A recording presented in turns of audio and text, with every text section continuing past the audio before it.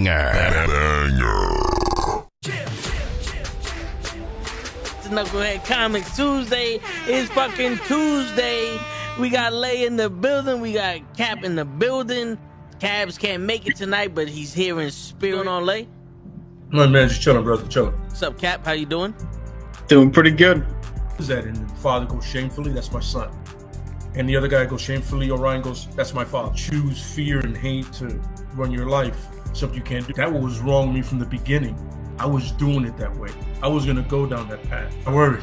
You thought it was Grayson? Sorry, got hurt. It's like not him. Not him. Crack his brain for somebody, anybody that can help, and remembers. Freeze. The media. Randall Savage. Randall Savage. With his knowledge and all other shit and his capacity to learn. Absolutely. This is the only vegan I'll ever eat is grilled chicken wings, because that's like vegan to me. You know what I'm saying? Because the chicken wings are supposed to be fried, but you grill the chicken wings, you put it in some sauce, and give it some blue cheese. Is vegan. That's vegan. Like regular moo cow fuck milk, put it in some Honey Nut Cheerios, vegan, because Honey Nut Cheerios is good for your heart. You know what I'm saying? Can I steal the question from Cabs? I got it right. Look at his I would also like to steal. I would also like to steal. I would also like to steal. You're too late. Wow. I stay loose, I stay hype, I stay loose, I stay hype, I stay loose, I stay hype. I could do this all night, cause I do what I like. Yeah, I do what I like, yeah, I do what I like. Sipping goose, sip is right, and I go with the flow. Yeah, I go with the flow, yeah, I go with the flow. Cause I know I'm the show. In the zone, here I go. In the zone, here I go. In the zone, here I go. Yeah, they know I'm a pro.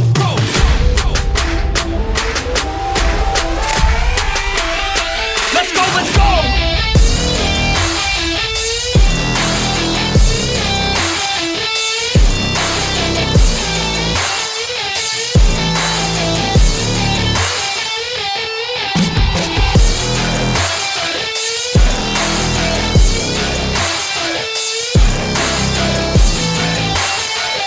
Yeah!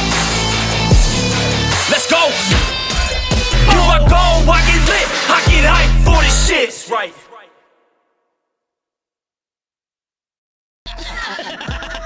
Word. He be like, I got a left elbow and a right elbow. I can break your face with an any elbow. Make sure that you get elbowed in your elbow with an elbow. Got the arm ball, get the phone ball, get around with the bomb with the bomb ball.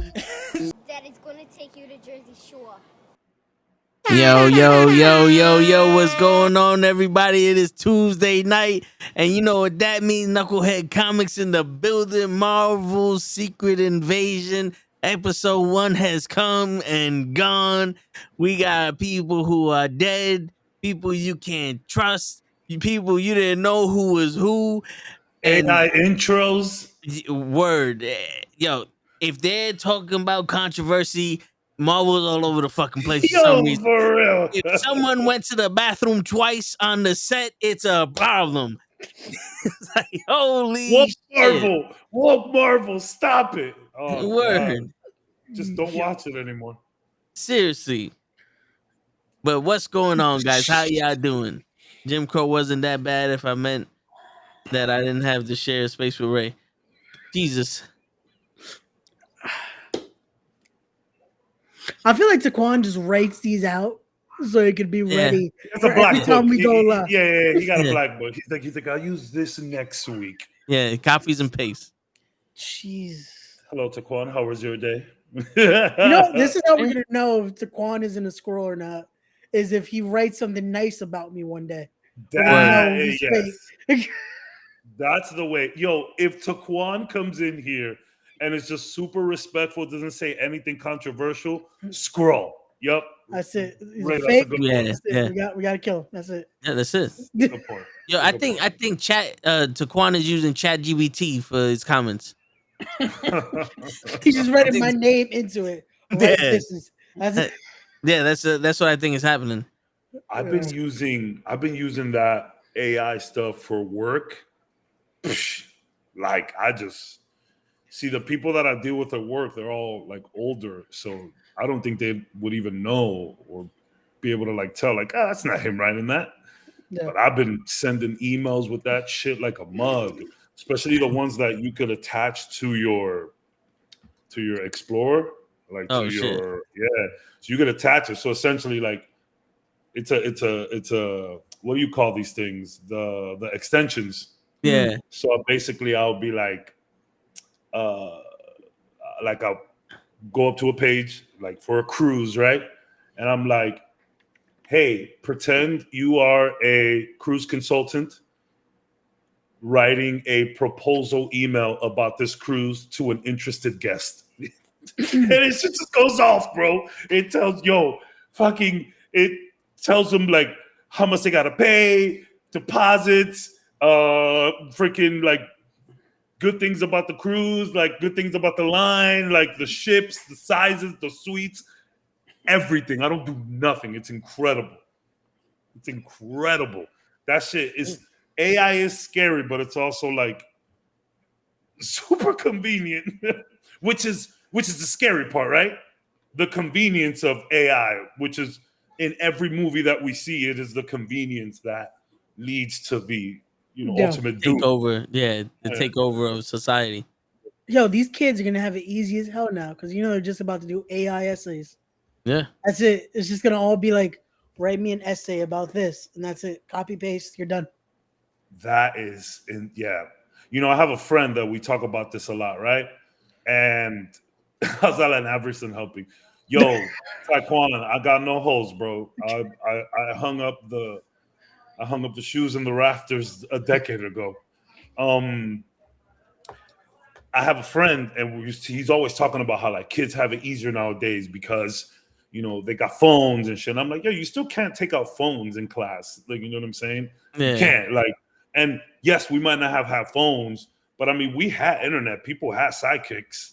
Like you could have Googled something. Like, Yahoo worked on, but I get it, it's a lot easier now. But what Ray just said about ChatGPT, like just have that joint just write you a whole essay. That's wild to think about. See, that's crazy. I'm gonna tell him that the next time we speak, like, because that's a good point. I never thought of that. Like, just have ChatGPT. I mean, there has to be a way to notice this. The teachers are probably like, yo, ChatGPT, read this essay and tell me if you wrote it. Yeah, I wrote this. That would be, you know what? There's this guy I follow on Instagram, and he doesn't he teaches you the right commands to make to AI. So that whole thing where I said pretend to be a consultant, so like I got that from him. He was like, bro, y'all not doing this right. Y'all just saying, hey, do some weird stuff. And he's like, nah, get into it. They can understand what you mean. So it's bugged out, bro. It's bugged out. Yeah, I looked into it. Basically, if you give it enough like commands, words and stuff like that, it you could use it as a good tool. But people are just doing weird shit with it. Yeah, but like people are gonna start like calling each other, like doing prank calls with AI, and Lord knows where that can go. You know what I find funny about this AI shit? If you feed it just the right amount and the correct prompts, you get exactly what you want. Same's true if you hire a person and give that person the right amount of prompts, you get the same shit. Like, but you get it in seconds for free. Yeah, you get it in seconds. I mean, you got a gun, you get anything you want for free. That's also a good point. Yeah. I wouldn't want someone writing an essay for me with my gun to their head, though. I don't think they'll be at their best. You know what you can't get for free, though? Yo, Cap, I need you to point to your left. What? The other way. You're right, this then. is my left. Okay, you're right, then. You can't get that for free. Hey! You can't get that for free. Press buttons over here. We need no help. Fucking bitch. You're a bitch, GTB. Bitch GT is hilarious. Bitch GPT is funny. Word. Oh, that's good stuff. Yeah, Those man. are nice. Yeah. These are new features. That is a shirt right there. Yes. That is a good one. Yo, we still need the Brooklyn shirt, though. That's we do. Soon. Yo, Brooklyn coming soon. I hand drew that ring. That I know is you can't tell. Great. I hand drew that shit. That's what makes it good, though. That's what makes it good. You know what's hilarious, Vin? For the first time ever, you told me to point in a direction, and my dyslexia didn't fuck me up. Yeah. right? Shit. The one moment is should have, so you could have. Yeah, exactly. The crazy shit is my left is this way. Yeah. So that's why I was like, point to your left. Which way is your left, Ray? My left would be. It's gonna be that way. Yeah. So it's, See? yeah. Yeah, I'm this You know what we needed? What we were doing last night during Raw. Fucking flip our camera so it would be Yeah. the right way. Yeah. So why am I the only one? See, I never follow any fucking trend. Yeah, Always an you individual. you got it mirrored. And you know, we got Yeah, GG stuff up here. I don't Oh, that's a cool ass backpack. That is a great backpack. Damn, I might need to get a backpack because Yeah. That's from Gigi's Yeah, like- GG. I'm gonna have to. That shit looks raw. Yeah, that looks sick. shit. It reminds me, I gotta update my shirt store. I've been slacking on that. word. Not here for BS. That's very cabs. I'm Yeah. not here for that. It's Word. very cabs. I love that shirt. Yeah, that's gonna have to be a purchase for sure. Yeah, and as of right now, we're doing a special. If you buy 2 of the shirts, you get 2 shirts. This is true. If you buy if you buy 2 shirts, you can go fuck yourself after. Yeah. But you have 2 shirts. Yeah. Just go fuck yourself. Remember, we got the rules here. And remember, All the way to number Yeah. 10. Go and Go then fuck fuck yourself. yourself. It says then go fuck, which is also very funny. that might just be Yeah. an alternative to that. yeah, T- That's I think very the funny. picture, I think the picture of the Yeah, shirt yeah. cut it off. Yeah, it cuts You it know. off. Hopefully, because imagine that's the misprint. But- Is just go Hey, fuck. still, Like, yeah, go fuck it. Go fuck one of the women that's wearing the Wrestling with Knucklehead shirts right here. Hey. Attractive. I mean, it's not a prerequisite. It's It's just something- it's a bonus. It's a yeah, bonus. Yeah. You know you got good peoples around you if they wearing this. It's a bonus. Facts. Word. Facts. Yeah. All right. Now let me stop playing with our AI generated shit. That kind of leads me to the question of the day. There you go. Question of the day, baby. So, we with AI and all of that shit kind of getting wild and stuff. What's the one kind of futuristic thing you see in a movie that you absolutely want in real life? Do not say the 3 seashells. Nah. Yeah, if I knew how they worked, I would. Yeah, Did anyone figure out how those shits work? I'm pretty sure someone did. They said how it does work, but every time I see that article, I'm like, I'll read it later, and then I never read it. I'm gonna cheat, and then I'm gonna make it tough for you guys. I want to be able to take a pill and put it in a microwave, turn it on, and get Fuck. a You- chicken dinner. You knew that I was gonna say that, Chican. Yo, God. Taekwondo says sex bots. Hey, whatever floats your boat. Seems safe. um, They already have the sex dolls. You might get burned in a different way, but Word. you know. but Yo, Yeah, I'll be here all Can you week. imagine getting ghosted by one of them? I'm It just depowers on you. Imagine your bot just. Oh my God, that's. Yo, It the bot reprograms uses itself GPT to, like to that. let you down easy. Oh my God.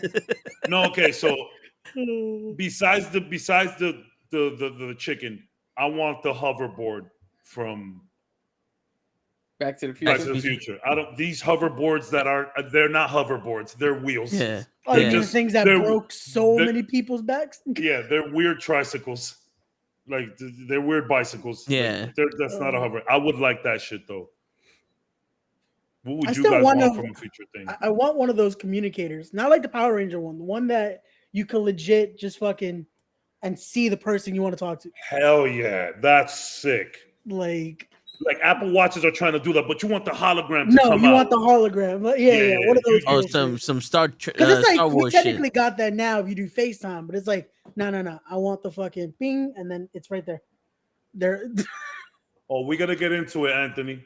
We're gonna get into it because the espionage this spy is- shit was real. Yeah.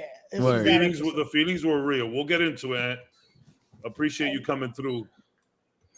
Self-lubricating and Oh Jesus, he's very specific with this. Yo, fucking just get a sexual- woman. Yeah, tired, This tired. stuff lubricating. And if you hit the right spot, they'll vibrate.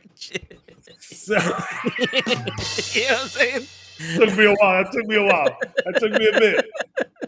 Self-lubricating. You know what I would. You sound. You know what you want. You want that Blade Runner 2049 shit.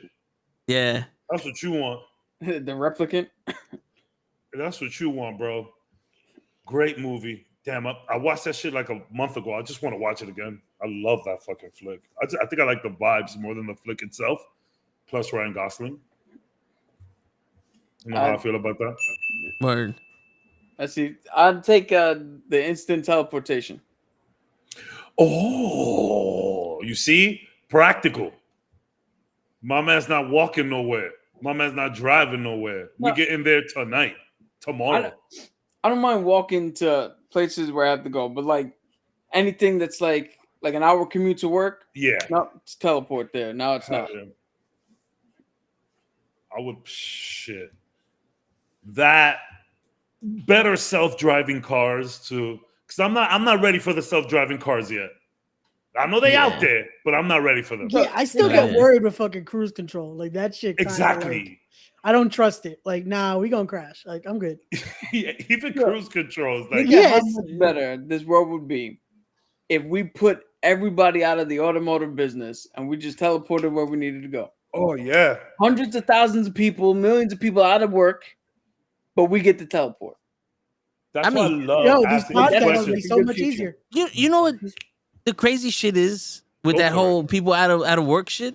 When they, when they talk about going to like electric and like solar powered and wind powered and all that other stuff, it's like it put so many gas companies out of work.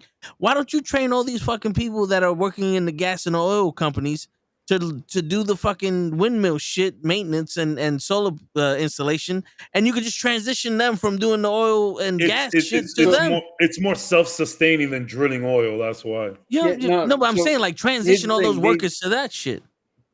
There's studies on that, where they have industries that had switched to something else, and that industry started dying out. It is difficult to train everybody. Not everybody wants to do it. Not everybody who goes through the training can do it. So it's not as simple as just have everybody pivot over.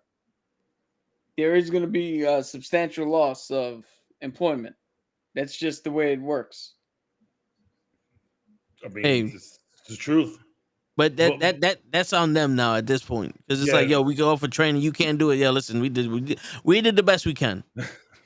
Train oil drillers to be astronauts. Seriously. Only in a Michael Bay movie. Yeah, I was gonna say, seems simple enough. Yo, word. Think of that premise for a second. It was easier, to train oil drillers to be astronauts than to teach genius level astronauts to drill a fucking hole. Yeah. Well, because what happens if the drill bit fucking fucks up and they have to change the drill bit? Then what? Dude, okay, so let's put Bruce Willis up in space, and what happens if the fucking Russian components and American components fuck up? How do you fix that shit? It's how do we fix the flux capacitor? Look, listen, you can train anyone to get kicked in the nuts to float out into space, but you can't train anyone to fucking change a drill bit. Like, I want you right now, I want you to take a gun and drill a 6-inch hole into the ground. You can't do it. Like soil, try to drill a 6-inch. You can't do it. You need a professional for it. But if you wanted to go swimming, yeah, I can train you to swim better than I can train you to drill a hole. I tell you right now. Gabs is like, what the fuck? I'm mad that makes sense. I'm upset it makes sense. I'm trying to like put it together. Like, I'm trying to not to agree with you because you're ridiculous right now. But it's crazy because even if you're ridiculousness, there's some logic there. Yeah, I'm telling you right now, if I'm in that position and they're like, yo, Vic, we got to train you to be an astronaut because it's impossible for you to train that astronaut. The world's dying. I'm like, yo, I'm not doing it. You can't train an astronaut to be the front desk agent. Well, obviously in this scenario, I'm not just a fucking No. I'm saying like watch a fucking astronaut pick up the phone. Telecommunications.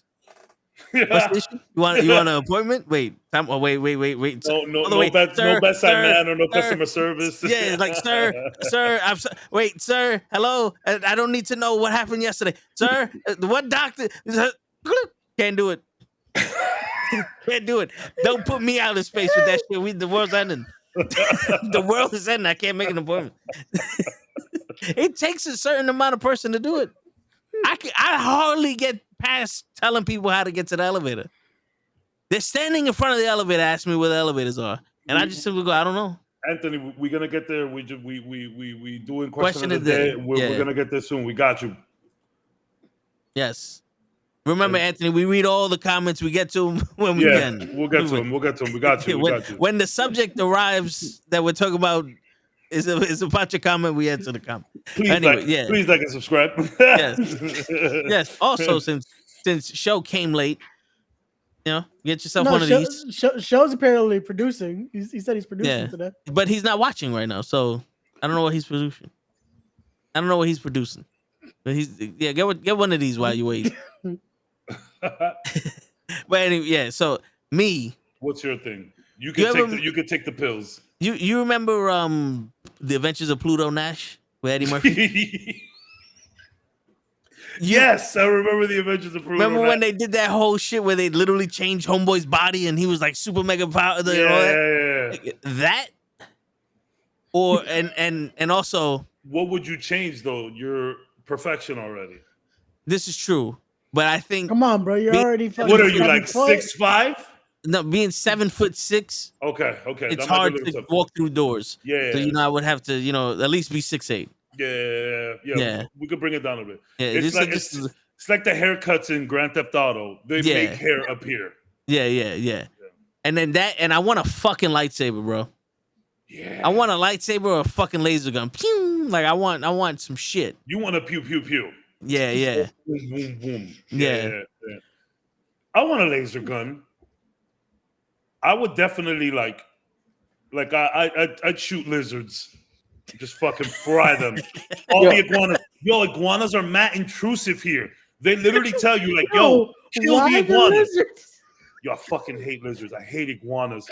They don't bother nobody, but they're really intrusive. Like, they go into biting wires. They will slip in your house if you're not careful. They're like, literally, Miami's like, yo, kill the iguanas. Just dispose of them. I was zapping iguana. Dude, that lightsaber shit is not a bad idea. I would love to see people just injure themselves because they're fucking stupid. That's what I was thinking with the laser gun. So many people are accidentally gonna be like, "Oh, there goes my foot." I mean, just like regular guns, you need training. With all guns, you need training. Nah, fuck that. Let's do what the NRA really does. We don't train nobody. Just hand them out for fucking free. I would love to see that one idiot be like, Martha, call the fucking ambulance. I burned my dick off with the goddamn lightsaber. I Luke Skywalker myself, Martha. I thought the laser gun was a sex bot. They look the same. It's my turn with it's the self-lubricating laser gun. Slippery ass fucking gun. Can't even fucking shoot it. Wow. Oh my God, did you hear how Jimmy died? His lightsaber wasn't working. He looked down the barrel and turned it off. Boom. Oh, no. That's why the future is so scary. It's not because of the science itself. It's because of us. Yeah. We're not smart enough to compete with the science. Darwin is going to be proven right come hell or high water. Exactly. Oh my God! But that's not future technology. That's future bro. tech. They already gave it to him. I mean, you got to be in specific clubs though to get that. If that's what you're saying, like you got to have status to get that. You got to be the number one Laker in the team in the world. Ever. Yeah. I don't think Kobe could have got that cure. That was Shaq around. Yeah, I see what you're saying. We weren't being mean there. There was like. We're talking about celebrity status here. Know your history. Yeah. Know the facts. Watch the fucking HBO shit. Give me a sec, y'all. Let me get this food. Well, he's doing that quick history lesson. In the late 80s, early 90s, Magic Johnson came out and said he had HIV. No, he had AIDS, not HIV. Yeah. Did two different things. Said he had AIDS. At that moment, they made the proclamation. Everybody now knows at least one person with it. And in that time, it was HIV. There you go. At that time, it was a death sentence. Then out of nowhere, he was fine. He just said he was a carrier of it and not actually infected with it, which I don't know enough about it to say if that's true. But either way, this dude is going strong and has never caused a problem for anybody. But don't go in his bag because he's carrying that shit. Imagine if that's what he meant. Like he's carrying it around, never actually had it in him. Yeah, It's just in a fucking tube. The word. He has the. It's funny. You watch the NWA film or anything about back in the day when Eazy-E got it. And he's like, but I ain't fucking gay. Like that was the thing. Well, that was the bad stereotype about it. That's the only reason people thought they could get it. Like, yeah, because you know what it is. It was affecting that community more. Yeah. Than normal. But then it started spreading everywhere because that obviously there's more than one way to get it. Yeah.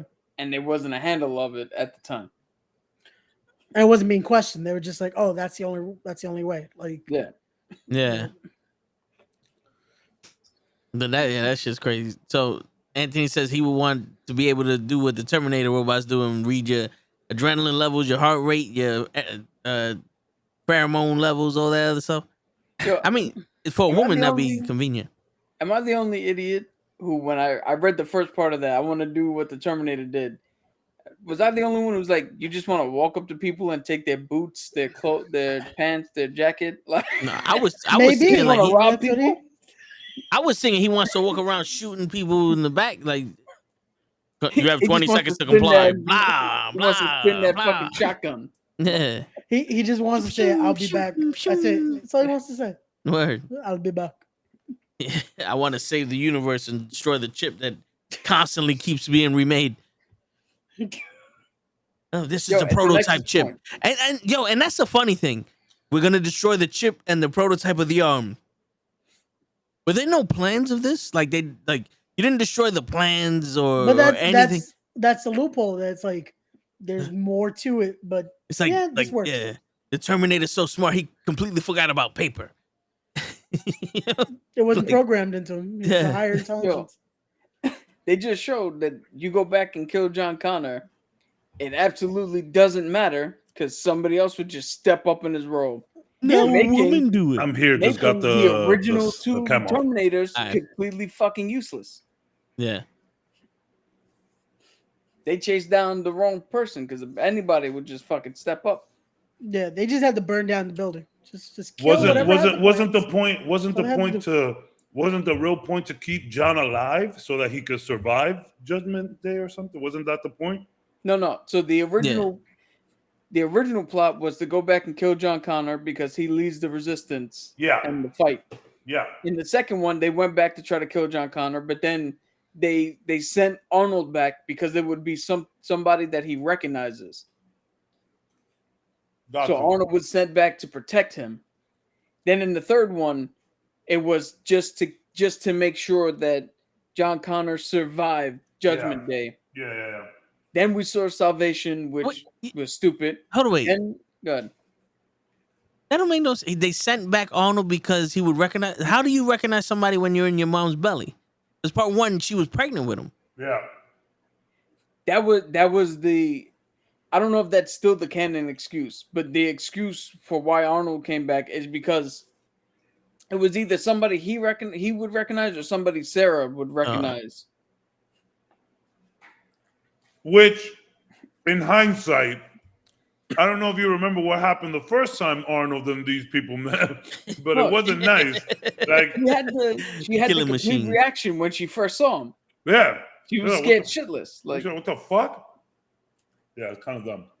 But then in Salvation, I think in Salvation the whole thing was he saw Arnold come out of the fucking thing for the first time and was like, "Oh shit, that's the one that chased me," and that's how they decided to send that back. No, I think because it was because the technology they were able to reprogram those. Yeah. No, but the specific look. Yeah. Like that's the thing. It's for some reason they always keep that same look. the bad Terminators could look like whoever, Yeah. but the good one has Arnold. to be. Yeah, it has to be. Yeah. And then it's beautiful. We got to keep him because he wins the war.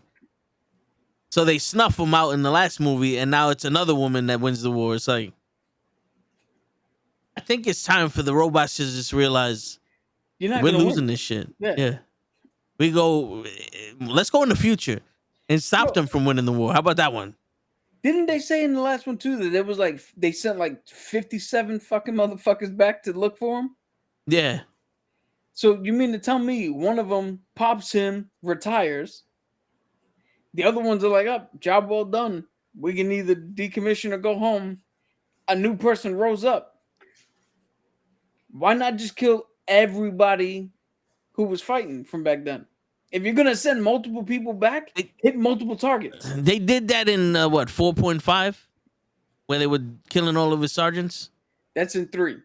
Yeah, with the woman transformer. The woman Transformer. The Terminatrix, I think Yeah. they call it. Was that the real name? I don't know if that's the real name, but that's the street name. That's the internet. Okay, yeah. I think the real name is like the T something. The I'll TX look it up. and okay, yeah, okay.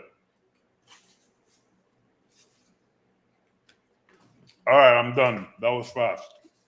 Damn, bro. You weren't lying. Yo, because he eats like a duck. He just done.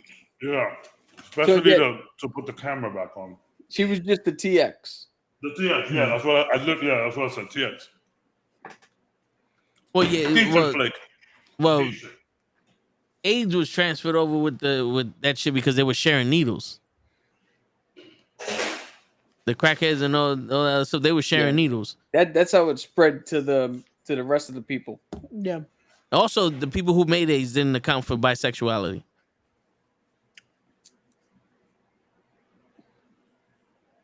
I'm not gonna comment on that first half of that sentence. Hey, listen, man. I find it funny that one man fucks a monkey, That obviously was a lie. worldwide That's not- spread through sex. So just put the thing on the bottom. No, but that's what they said. He fucked a gorilla. Yeah, but that's obviously not the truth. That's the fucking bullshit. Listen, man. It's either that or they put it in the DDT shit to kill the insects, and it went into our ACs, and everybody had AIDS. Yeah, I saw what was going on in the chat there. That's a wild topic. Yeah. Wild topic.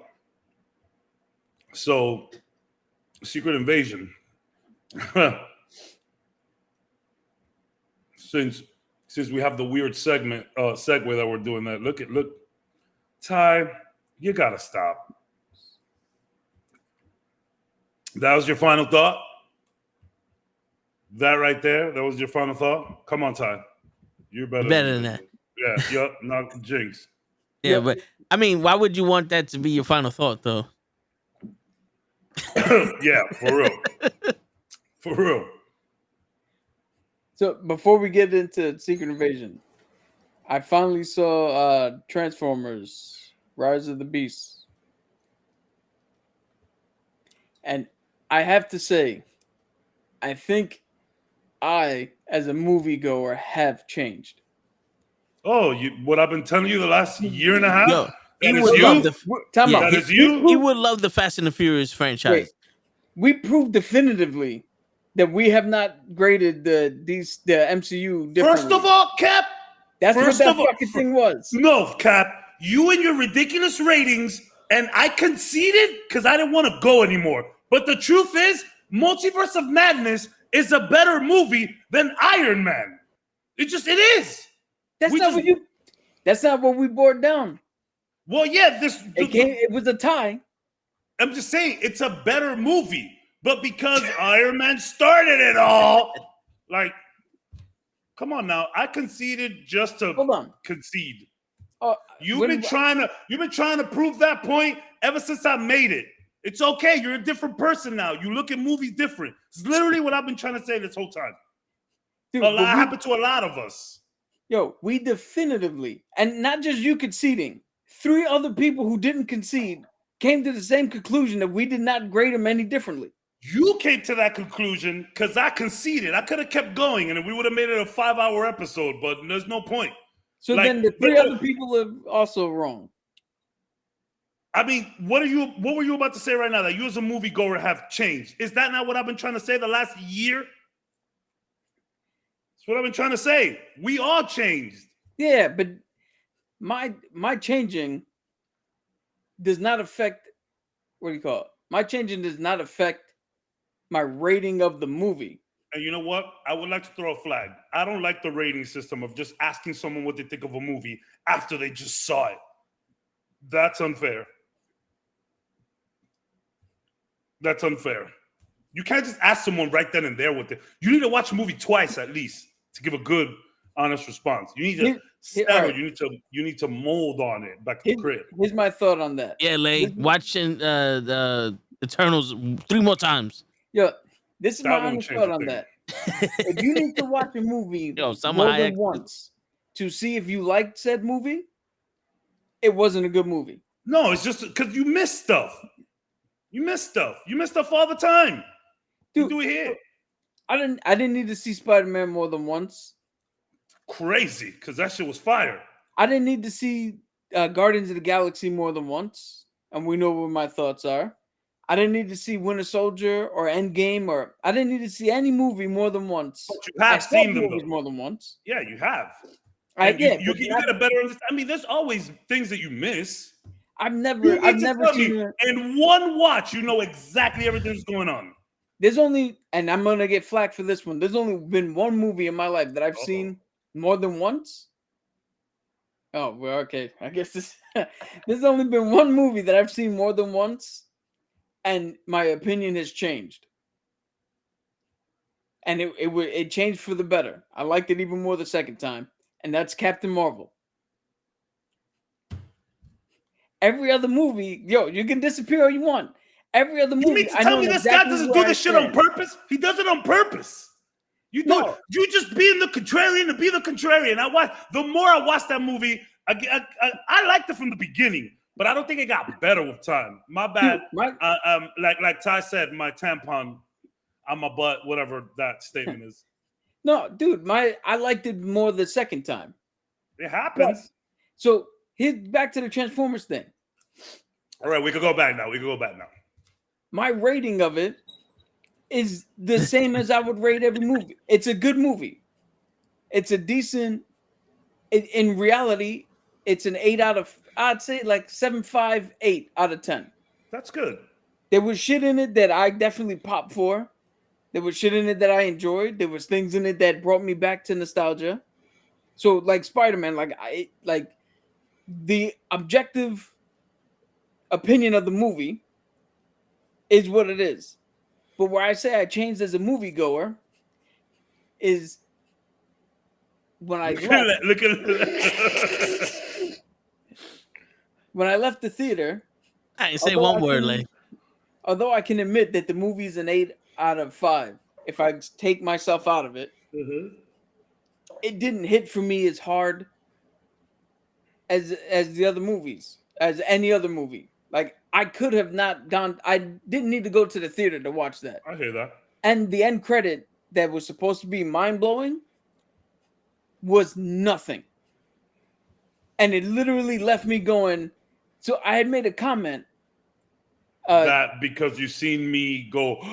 That was one. But before, when we were talking about how we would introduce them, I literally said my fear is going to be, they've been here. They just never showed up before. And that's exactly what happened. The motherfucker was like, we knew you were in Peru. Joined the G.I. Joe. And in the moment, I was like, two things happened. One, I was like, oh, cool. The card says G.I. Joe. Then simultaneously, I was like, that's it? It's just a card that says G.I. Joe?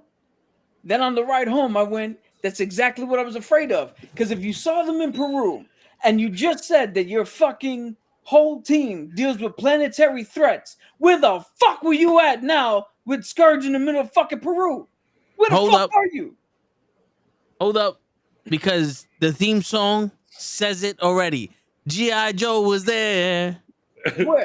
That's what it says. Yeah. That's the theme Whenever song. Yeah. there's trouble, G.I. Joe is there. Okay, yeah. I was like, I needed the whole thing there.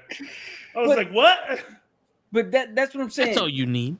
No, because I was Why- like, they're specifically there. I was a little lost. My bad. So- My bad. We're there in What? Peru watching Yeah. the Transformers. Here's my overarching point. Hold My up. overarching point Say, is I have personally switched. I need something deeper than what I've been seeing.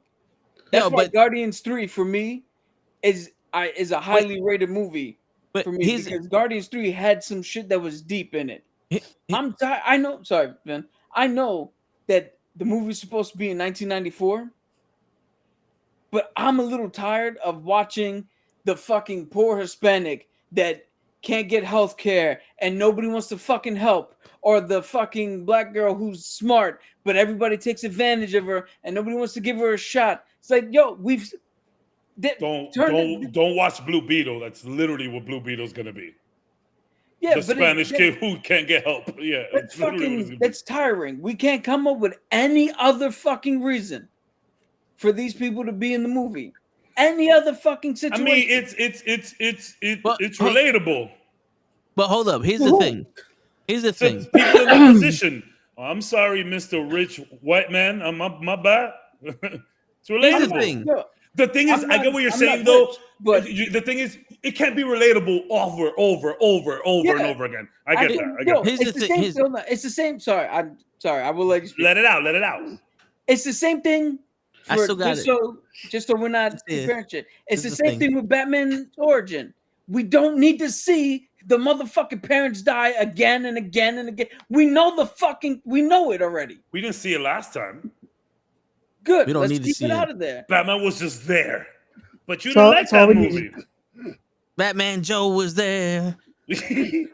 But my overarching point before I let Toe go is I just need more substance. There was not enough substance in the Transformers movie for me. So here's the thing. Has there ever been substance in these in like Transformers? No, there has not. The 1986 movie had Whoa. some shit in it. Yeah. The animated shit. The had some animated shit in it. that's totally different. The thing is, okay, my thing is like I feel like we need this. We need the Fast Nines, we need the Transformers, and we need that indie shit. That shit that makes you think. Sundance Film Festival joints. We need all of it. You need Yeah. it. I'm moving past. What? We- It's No, I'm just saying, like, we need all of it. No. Like, I know. everybody differently. That's why my rating of it is different than my viewpoint of it. Which is what I like to do as well. I like to give a Yeah. personal But- and then what I really think it is. But go But ahead. that's Go what ahead. I'm saying. All right. My Yeah. view on movies have not changed. I'm not rating them differently because I could separate myself. I'm gonna roll my eyes. so I'm gonna roll my eyes. I'm gonna play devil's advocate here To who? To yourself? to Cap.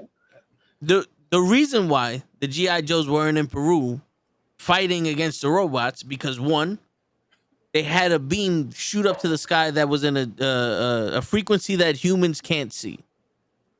So there's no way people knew that was happening. You had to be a Transformer to see that frequency. Two, no one knew Transformers existed except for the people that helped out Bumblebee that they mentioned in that day. So maybe the G.I. Joes knew about robots.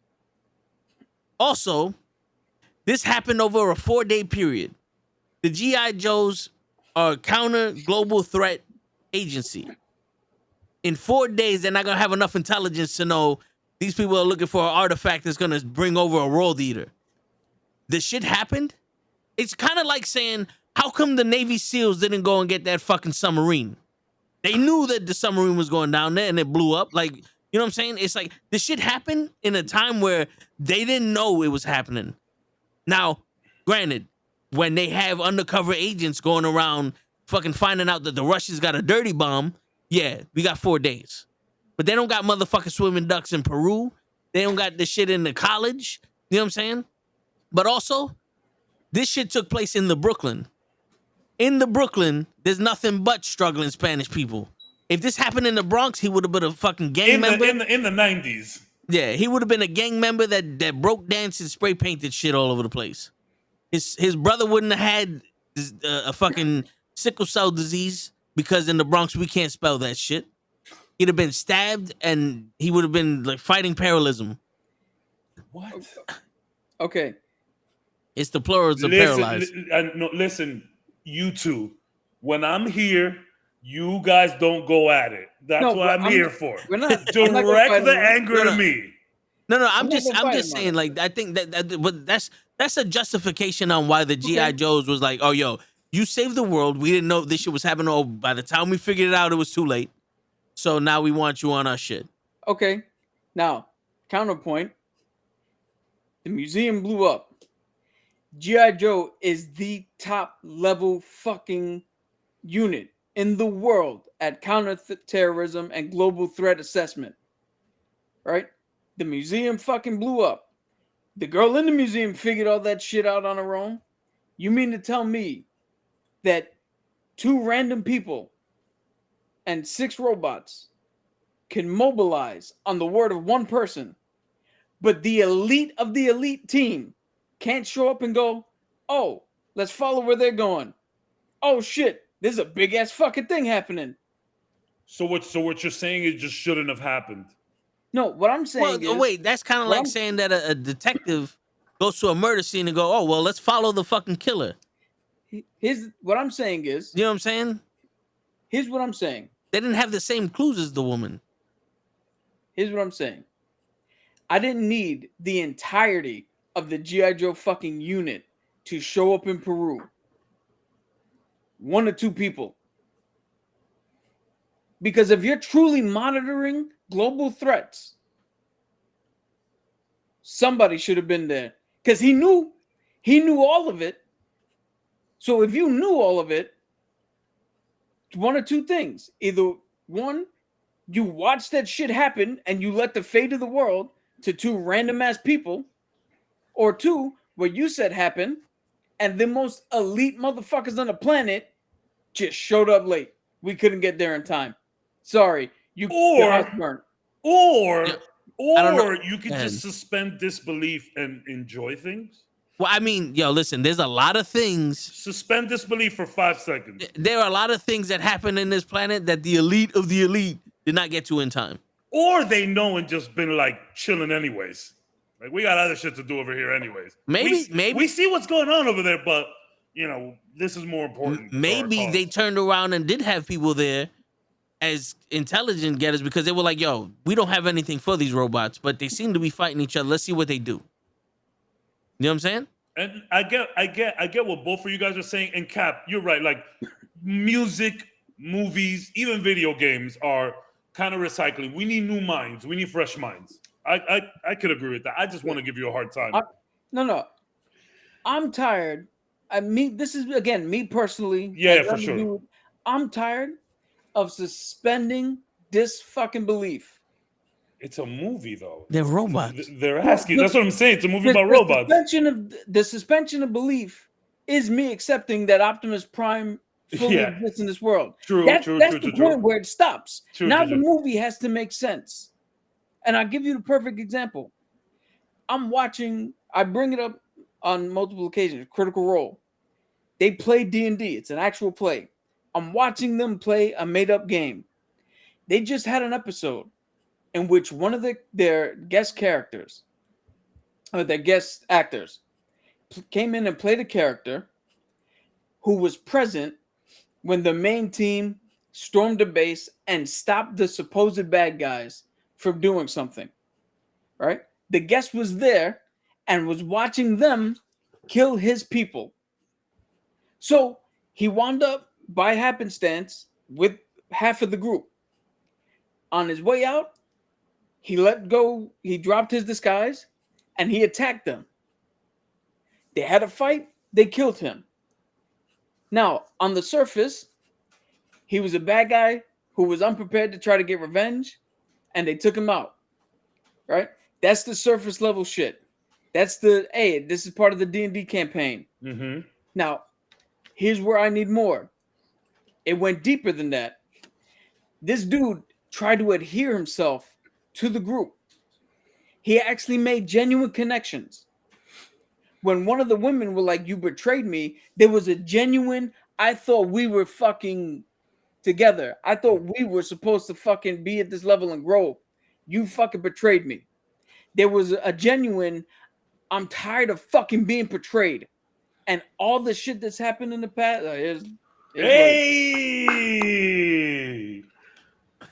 Full house. Keep going though. My bad. Sounds mad interesting. Critical Role so good. So there was a genuine, I'm tired of fucking being portrayed.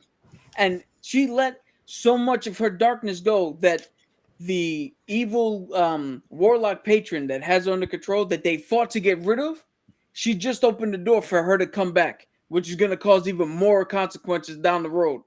There was a fucking moment with their Captain America character, their guy who's supposed to be the Eternal Optimist. Yeah. Dude, prior, in that raid, he took a locket because he was like, yo, these people are human. So I don't want to dehumanize them. He took a locket symbolizing their humanity. In this episode where the betrayal happened, at the end, when that dude was turned to literal dust, he took the locket, threw it at the dust, and said, we're at war. It was a turning point where he now switched and was like, I know where I have to go if I want to stop this event from happening. I gotta watch this campaign. Shit. The levels of depth happen, and this is not squeaky clean. Of course. But you can make an argument on both sides that these guys are not the heroes we get. They're just the people who saved the day. Or you can make the argument that there's heroes. Like the levels are such that that's what I need now. Guardians of the Galaxy 3 had fucking levels in it that were understandable from every fucking angle. Wakanda Forever had emotional depth and layers in it. Ant-Man and the Wasp, no layers. Transformers. It was a bad try. Attempt at with the family stuff. Transformers, as good as nostalgic as it was for me, who grew up loving Transformers, to see the actual look of them, the actual team of them, to hear Optimus Primal say, what do you call it? Maximize. Yeah, I'm being flustered now. To hear all that shit, the inner kid in me was like, cool. But there was no depth that the older me can walk away from and go, you know what? Here's the levels. Let's break down the levels of it. Well, for me, can I tell you? No, but you know the thing. Hold on, real quick, Cabs. You go talk. Now, here's the thing, though, and I think they glossed over it because it wasn't as prominent as they would have been in the movie back in the day. But you should have connected with the main character more than anyone because he was in the military and he basically left to take care of his brother, which you did to take care of mom, and then he was like, yo, this shit, I gotta, defend my planet because of my family, and he left to go fight, which in reverse, you did also when 9/11 happened. You know what I'm saying? So it was like, you should have, connected with that character resonated. based off of those little factors. But also, the subplot for this movie, it was basically how Optimus Prime and this character were the same person, and they had to learn how to be a team and trust each other. You know what I'm saying? So there was levels to it. It was just they went the cheap route of what's the quickest way I can get you guys to be invested with this person? His brother's sick, they ain't got money. Because everybody's sick and they ain't got money. I get that. But one of the reasons I didn't connect, it's because you just told me that this dude was an electrical engineer. And we saw him fix and jailbreak a fucking cable box like we used to in the day. And in a fucking setting with mechanical robots, None of that came into play. So you told me he was in the military, right? And in a setting that's a fucking battlefield, none of that came into play. Like, there's a myriad of little things that didn't fucking connect for me. Where, yeah, all that other shit I should have connected to, but the other shit was more glaring. Because, perfect example. He went for an interview. The guy was like, I talked to your army commander. He said you're unreliable. And not even 15 minutes later, they fucking scan him. And they're like, he's a well-decorated fucking army. He was an army soldier. He's got accommodations and all that. And immediately I went, how the fuck he got accommodations if he's unreliable? Who the fuck's lying about like that? It took me out because it's like, this shit don't mesh. You just told me he's actually good at what he does. But 15 minutes ago, this is a piece of shit fucking soldier that you can't hire. So now I'm like, is this because he's Spanish? Or it took me out? It took me out of it. Because there's always that trope of the hothead kind of like unreliable dude, but when you need him in the clutch, he's like there. Because you could save and I'm not military at all, so please excuse the terms, and I don't mean to disrespect. We love the vets in here. You could save some homies from a foxhole or something, but then turn around and not respect your sergeant. That is a real thing. But the thing they still gotta decorate what you did, but that reminds me of Ken from Street Fighter. Ken is just as good as Ryu and can kick ass, but he's unreliable. He's just don't rely on Ken. Yeah. But Ken could come in and do some shit. See, the thing is, accommodations are different than he saved somebody one time. Recognition. Yeah, accommodations you get because you're being recognized for the work you do over a prolonged period of time. Okay. Which is why I'm like, you can't be unreliable if your record shows that you've been acknowledged for the work you've done over a long period of time. Yeah, for your consistency, yeah. Yeah. And it's like, you don't work well with the team. Again, I've seen firsthand the motherfuckers who are supposed to be good at their job and don't work well as a team. And I can tell you, no accommodations, no fucking special treatment. Every single person looks at them a certain way. Okay, but it's a movie, though. No, I know. Yeah. But I'm saying, for me, that little shit like that took me out of the movie. Yeah. Because again, you're a different movie watcher now. Well, I get what Cap was saying because I give you a hard time.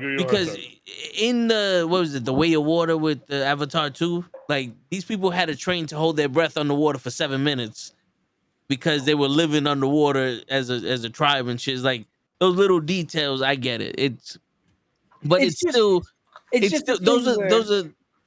those are things where it's like throwaway things. Like Fast and the Furious, everything is a throwaway except for Jason Momoa. Yeah. What? I mean, everything outside of Jason Momoa on screen is unbelievable. Yo, my whole thing is, let's put it this way. My whole thing is, I'm tired of going to spend money in a theater to watch something I think I could have just watched at home. Oh, well, facts. Because the whole theater experience, I don't give a shit about. The whole communal experience, it's a very individualistic thing when I watch a fucking movie. So I don't even need to see it on the biggest screen. I watch most of my shit right here. I don't even use the laptop that I'm on right now to watch most of the shit I watch. So there's nothing about the experience of being in a movie theater that is enough for me to go to see every movie unless it has some, and I know there's no way I could tell unless I watch the movie. I But hear that's you though, why man. that's why nine times out of 10 I don't go fucking watch movies. I hear But you though. when I get a movie like Guardians of the Galaxy, I'm gonna fucking sing the praises of it because it was worth my time. The D&D movie, that was worth my time. It had depth in it and storytelling, character, the actual gameplay mechanics of D&D, all the little shit that I was looking for. Worth my time. Did you So like that's where, Did you like the World of Warcraft movie? Did you watch it? yes, I actually did like the World That of was a good Warcraft flick. movie. I'm not gonna lie. I enjoyed it. I enjoyed that. It's a solid 8. Yeah, you know what it was? It was like watching. It wasn't like watching Mortal Kombat, the first Mortal Oh, Kombat, and it was well, definitely better than watching Street Fighter. But I'm trying to figure out a good. the first Mortal Kombat that I did not my throw up sound there wasn't for the first Mortal Kombat. It's It's new one. for Annihilation and the new one. Yeah. The first one is untouched. The first one is Yeah. yeah. Warcraft. See, Warcraft. Here, perfect example. The Vic that saw Warcraft, like Warcraft. Mhm. I don't know if this Vic, if you put Warcraft in the theater today, I don't know if I go in there and be like, I don't know if I go in there and have the same feeling. Yeah, no, And I again, hear you. Like, you know what's I'm funny? not- There's this video game podcast that I watch, right? Isla Hink, she always talks about things that she wants to do, but aren't wasting her time. She doesn't have time anymore. Yeah, none of us are kids anymore, right? We got real grown up shit to do, right? So, and she talks about how ratings are really just 3 things: good, okay, bad. You know what I'm saying? It's just simple. It doesn't have to be anything else. And and then people start going, "Oh, this is awesome, and this is fantastic," and blah blah blah. You're just saying it's good. You know what I'm saying? And then when you're like people say mid, right? People use mid as a diss or like a troll or a joke. But mid is okay. There's nothing wrong with being okay. Being okay is okay. And then you're bad. That's when you have a real problem. But it's the spectrum of how we rate things isn't as crazy as we make it out to be. It's really quite simple at the end of it. It's fun. It's just funny to talk like this. You know what I'm saying? It's tantamount to storytelling. Every story has already been told. So even if you put a spin, we're still telling the same shit. And it all amounts to the same. Have we run out of creativity? I'm gonna say yes for two reasons. One, I have a reason why. One, we keep remaking shit because they think that if we do shit that people recognize, it's more likely to work instead of just making new shit. Two, everything's got to be a fucking franchise now. Yeah, that's a big problem. I mean, The Hangover was a funny comedy that had to be turned into 3 movies. Now, granted, the third one was good, better than the second. But did we really need more than one? But the first was just legendary. I mean, but that's the thing, you make a good movie, it makes money, you got to make another. I think that's the problem. And one thing I don't think that we lack creativity. I just think that we're in a world now that wants info fast. We need it fast. We need it now. We need everything right now. I really think people just enjoy simple, dumb experiences where you don't have to think much.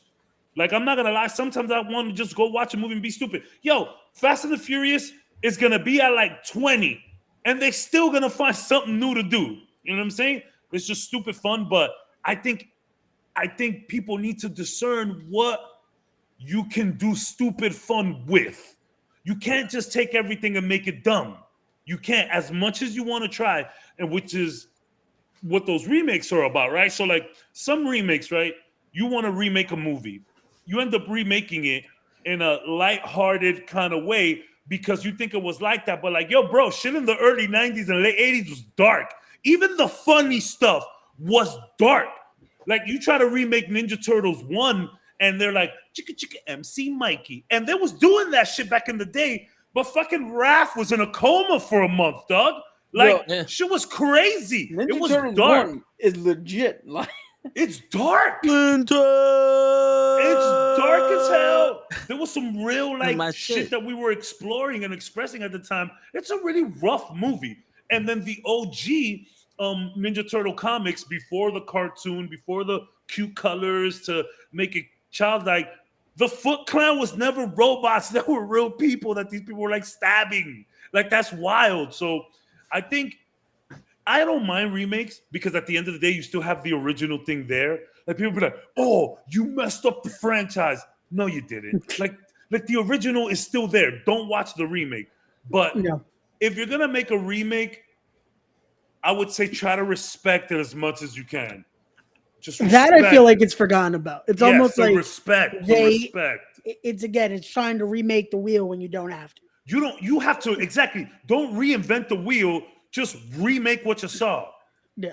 And if your mindset is, well, with today's technology, we can make that look better, then okay, just do that.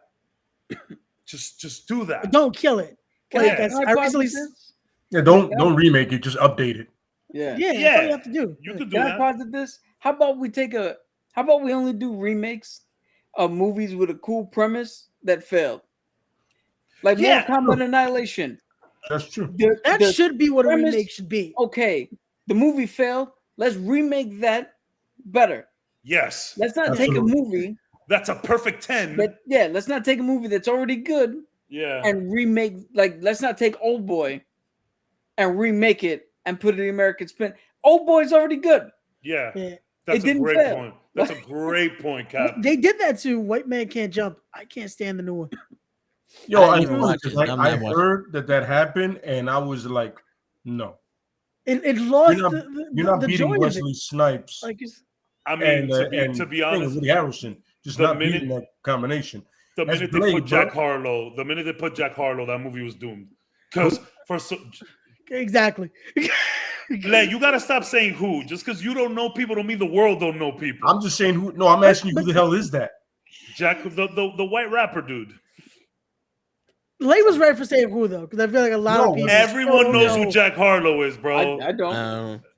Everyone knows who Jack Harlow is. Like I said, Kaz, I don't think everyone's gonna know. This podcast tries hard not to know that stuff, and I respect that. The only reason I know Jack Harlow, who he is because, some of the music was okay. He's the guy that sings the he's on that I told you long ago. Him and what's the Lil Nas X? Yeah, it's them. You might not know who Lil Nas X is. So that I know. I know Lil Nas X. It was he had a song that the kids where I worked at once would play it all the time. See, that's Taekwon. That's the thing. That's the thing, Taekwon. We don't need to know him. Back in the day, people wanted to know people. Wait, why is Dwayne Wade in a movie with this singer?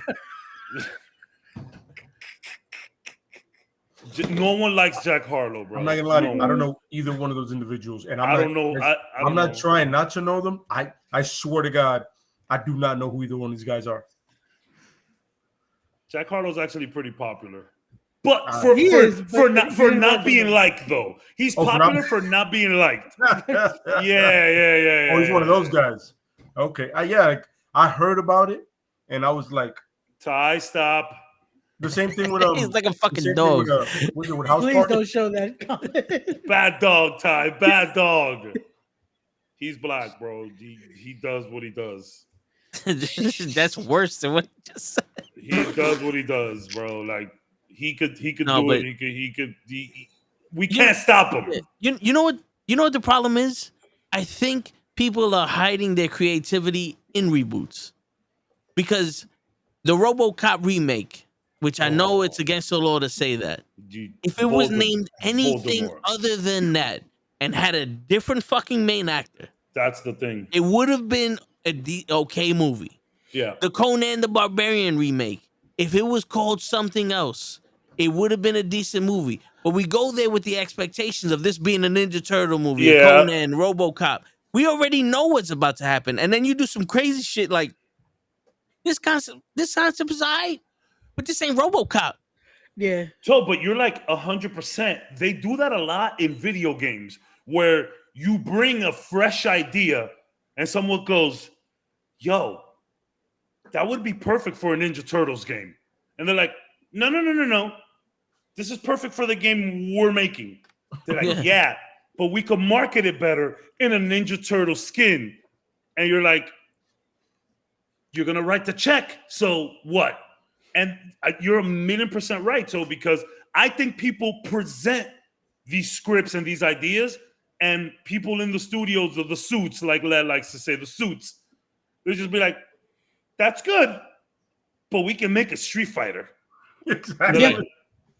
Like, no, Like, Call it Legit. shout aloud. Legit. Like, we like- don't. No, we don't. No. I wrote my own thing. They're like, yes, but the kids would love it if it was Dragon Ball Z.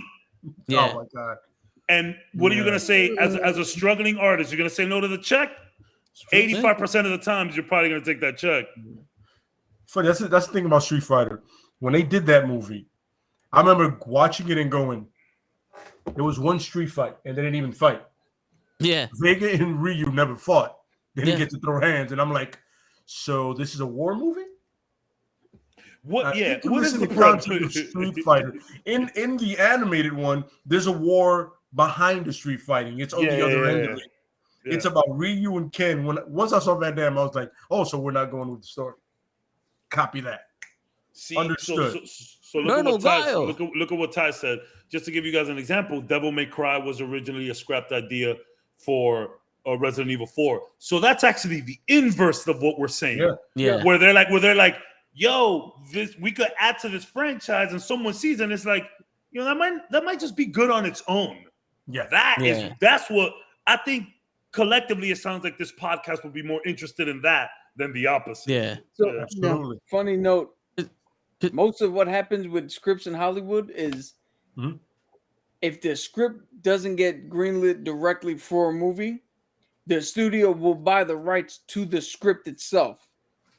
And then when somebody comes along, what Cap said, somebody will come along and go, oh, this is a good idea. We could fit it in there. Yeah. And they'll have a new team take the original Yeah. script that they bought and retrofit it into something else. Great point, Toe. That was a good point, Yeah, bro. it's the same Yeah. thing happened with Oh, yeah. Commando and Die Hard. It was supposed to be a follow-up, and then they were like, oh, let's just completely switch it off. And I go, that's a great idea, because you didn't need to follow Commando. He pretty much killed everybody that's kidnapped his daughter, and then their parents. Yeah.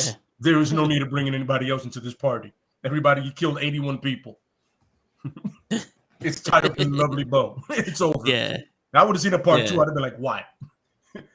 It's And- like it would have been like Taken. This guy just murdered everybody in your whole French department. Why the fuck would you go after this guy again?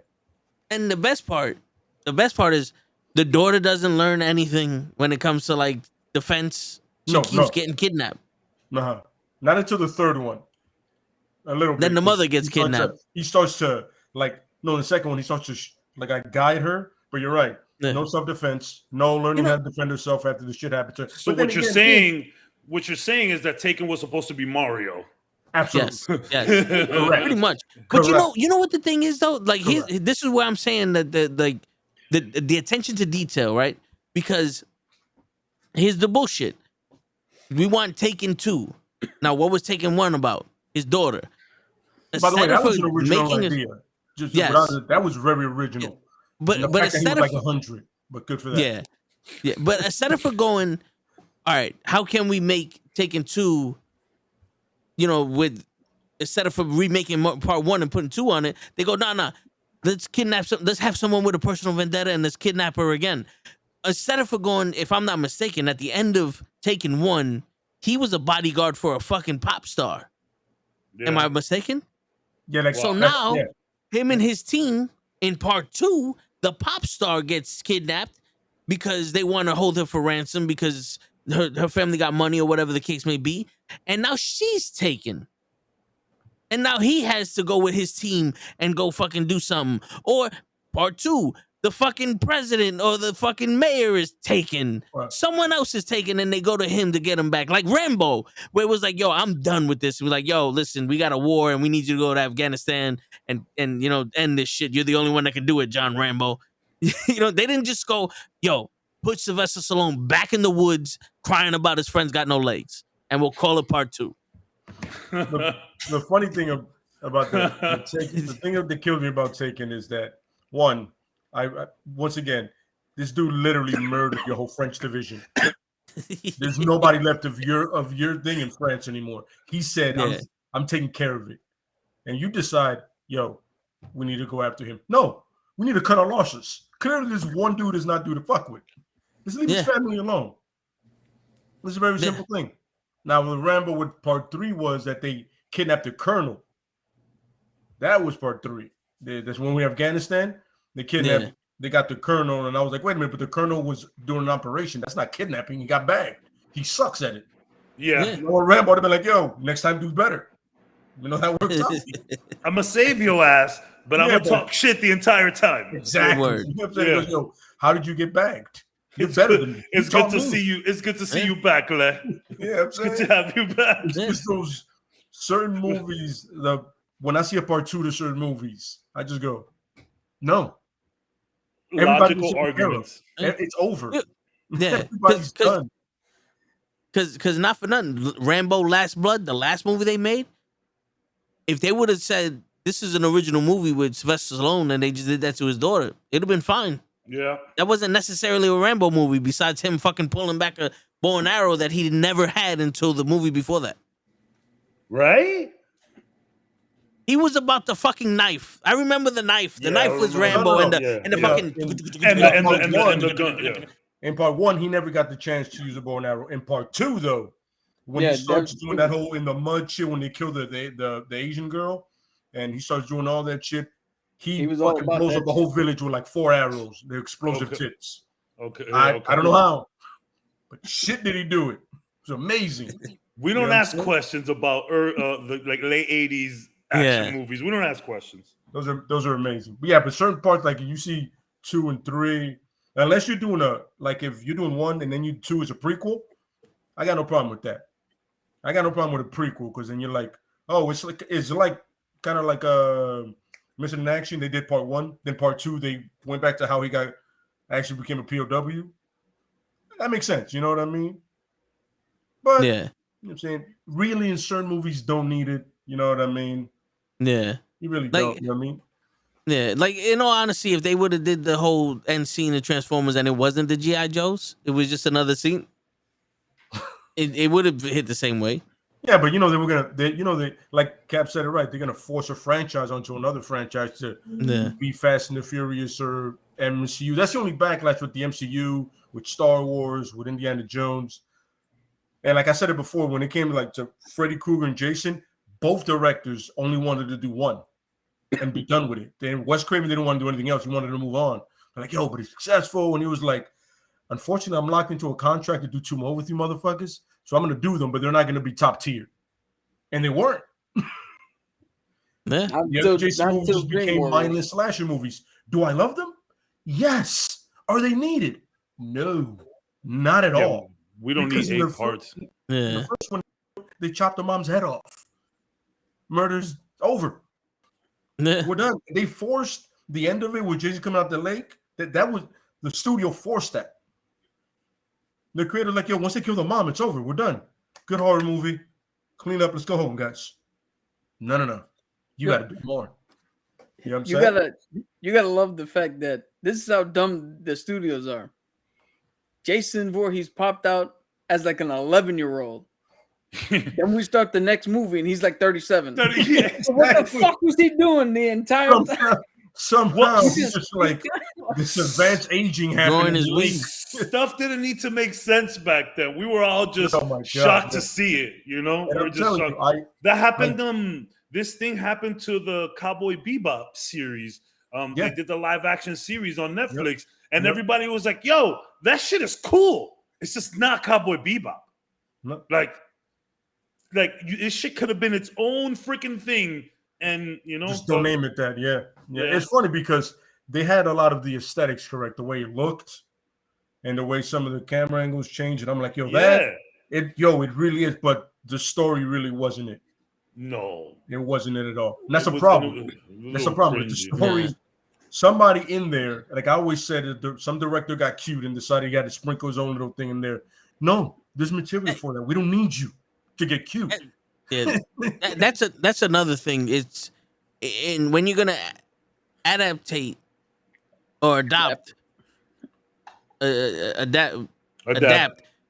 something that's a comic book. I mean, that's a comic book, a video game that has actual history to a movie. You can't take liberties, or not like, that, or liberties that make sense. Yeah, like you could sit there and change things to adapt it to the current times, but you can't sit there and go, okay, Captain America never took the super soldier serum. He was born that way because he was born on a red sun. Like, no, now we're not talking about Captain America. You can't do that. So like Spider-Man being able to shoot webs out of it. But they canonize that in home. He's just from another universe, and that's just how he does his thing. So certain comics do have him organically generating web. Yeah, but that is a Raimi thing. That's But see that, I mean, that technically kind of makes sense, being that if you're bitten by a spider and you get all the shit a spider does, you would be able to fucking which is always something that I thought, I'm like, yo, this guy can literally do everything a spider can, except the webs. But see, I actually like that better because I like the cartridges. I like them, but you do think about it though. Yeah, but Cabs, I had a question for you. Would you have enjoyed it more if instead of a live action remake for Cowboy Bebop, Netflix said, we're doing a live action continuation, and we'll let wherever the story picked, like the second season that we never got, we'll do that in live action, so that way you can get a story and then the creators could put their own little twist in it. So here's the thing. And again, I don't know how it ends. I've never seen it. Yeah. So the problem with, so you know how everyone, we're speaking about it here, right? How everyone's so protective of what they like and what they love, and people are like, oh, you messed up the franchise with this remake, but it's like, bro, everything is still there. So anime is so intense in that department, especially a perfect banger like Cowboy Bebop. So I think that could have gotten them. It could have gotten them into more trouble if it didn't make sense, because people saw this one and was like, okay, we see what you're doing, but this literally looked like it was supposed to be something else, and y'all just put Cowboy Bebop skin over it. If you do a continuation, you're just forced into that skin. You know what I'm saying? So like, it could have failed even more. Like, I don't know. It's a great question, Cap. I don't know. I think I would have preferred, to be honest, an X-Men 97 situation, if we're being honest here, where it's just like animated, but a continuation. That I would have loved. But I mean, Cowboy Bebop has that old feel to it. Like, the animation is really old, so I can't, you can't really do that. But I don't know, Cap. That's a good question. Maybe you know what? I'll answer it like this. Maybe the blow would have been a little bit more decent if it was a continuation, because you kind of got to let your imagination go, because it's like, hey, it's fanfic at that point, right? You know? So maybe that would have been the better idea, to just continue Cowboy Bebop. But then you have those people who never watched it, and, got to catch them up, and it's weird. It's a weird situation. I think it would have been better to just do a continuation. It might have been a little bit of an easier pill to swallow. Because my honest whole thing is, like, especially in regards to live action remakes, why? Like The Little Mermaid, Cowboy Bebop, we already have it. Why do we need to remake it? again, I'm okay with the remakes, just because it's always cool to just see shit in new light with new tech. But how often is the specifically with live action? Yeah. How often is the live action remake actually better than the shit we already had? No, Not yeah, that no, much. no, no. You're a million percent right. You're a million percent right. That's my worry right now with Last Airbender. I feel like it's not gonna hit at all. Well, I Last saw- Airbender, One Piece, all of that shit looks horrible. Yeah, it's like Yeah. I do like the Twisted Metal one because they're not taking themselves serious. Now, yeah, don't get and me that's wrong. okay. That you It can Well, do. looks Twisted bad. Metal. It looks bad. Don't get me wrong. But it also looks like it's that like late 80s, early 90s bad where they're just kind of laughing at themselves to it on the gag. Maybe that's me being optimistic and they really tried to put on a serious show, but that's the vibe I get from the show. But see, Oh, now that Twisted Metal is a franchise that lends itself to the a kid. ridiculousness. Yeah. There is no serious storyline or there is no serious anything to it. I mean, this is So a dude that attached you to can- two big ass wheels. Yeah. Yeah. I mean, I can't. Seriously, dude. I don't even think they're gonna. I think that's too expensive to do in a Netflix show or Peacock, whatever. Axel might be too expensive to pull off. He might go in season 2, and he's like, they just mention him. Yeah, You ever seen that guy? He's out there, like, man. They would definitely have to change the design where it's like they got to do something with it. Like it would have to be better. But yeah, no, like look, Pro is making some great points. Like, you know, Dragon Ball Z sucked, Death Note sucked, Ghost in the Shell sucked. Ghost in the Shell, there was a lot of hate because of Scarlet, but I don't think it's the worst adaptation. Witcher comes from a book, but they took a lot of stuff from the games, but the game is just fan. You see that right there, Cap, like Witcher, what the Witcher video games were able to do, because that's like it's just fanfic. If maybe Cowboy Bebop should have taken that route, you know, where it's just like it's after everything with these characters. Yeah, maybe that's a good idea. But yeah, I mean, you know, live action does have a bad reputation. I know there's a few good ones. I'm extremely happy they never decided in the late 90s, early 2000s to go ahead with a Ninja Scroll one. There was rumors of that. And I remember saying, God, no. Do not do. Yeah. Listen, we got Mortal Kombat by the hairs of our asses, okay? And it's not amazing, but it's good. I'll take it any day of the week. Yeah. But then you got Street Fighter, Dead on Arrival. I can go on and on with this. There's a list. Yeah, but I remember seeing that. I read that article and I was like, please don't do that. Because I love Ninja Scroll. Yeah. I was like, please don't do that. Please, the biggest you did Fist of the North Star. Don't do this. Please, Hollywood.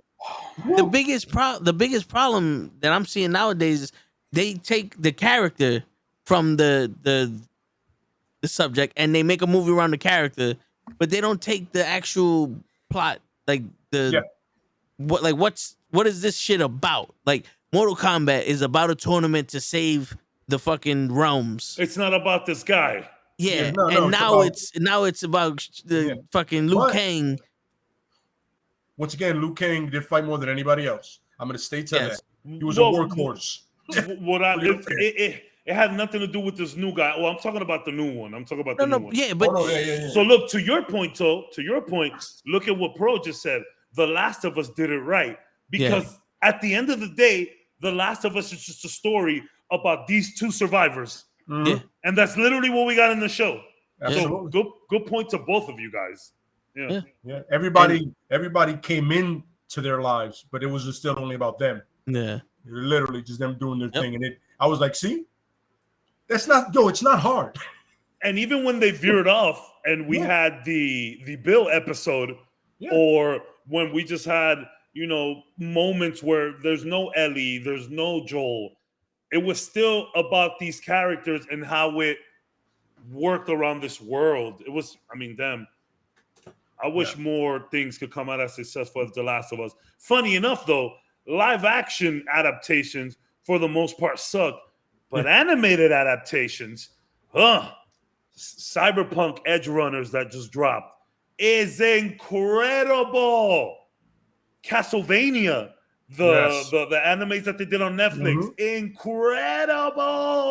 Like that's how you I adapt. never thought that game could be successful as anything other than a game. But I saw the animation. I was like, there you go. That's exactly how you do it. The part That's where they exactly went how you down the part where they went down to the crypts and fought the Cyclops down there, I literally looked around and I said, "Yo, this is Castlevania 1." Yeah, it was like making Street Fighter about Guile makes sense, but it's kind of about all of these. It's literally called Street Fighter World Heroes. Like, you know what I'm saying? It's about all of them. Anyways, we gotta get. We've been wild. Yo, Anthony's left already because we haven't answered his question. My bad. All right, yo, listen. My bad. Yeah, listen. No, but all right. So here's the thing, because this conversation leads to Secret Invasion, because Secret Invasion is an adaptation from the comics, which they adopted into the MCU role. Now, I want to know, what did we get from this first episode, as in terms of, did any questions be answered? Like any secret things that we've seen? Like what questions did you guys have from this episode? What is going on? I'm more confused. I mean, I'm being stupid. I'm over exaggerating. No, yeah. But I'm more confused than when I started, which is what I want. I want to not try and figure this out. You know what I'm saying? Yeah. Like, I want the show to just unfold. I know some things seem obvious. Sure, like at the beginning, Ross. I knew it. Everyone knew it. Yeah. Everyone knew that was a scroll. But I'm like, just letting it happen. So first of all, I want to clear this up.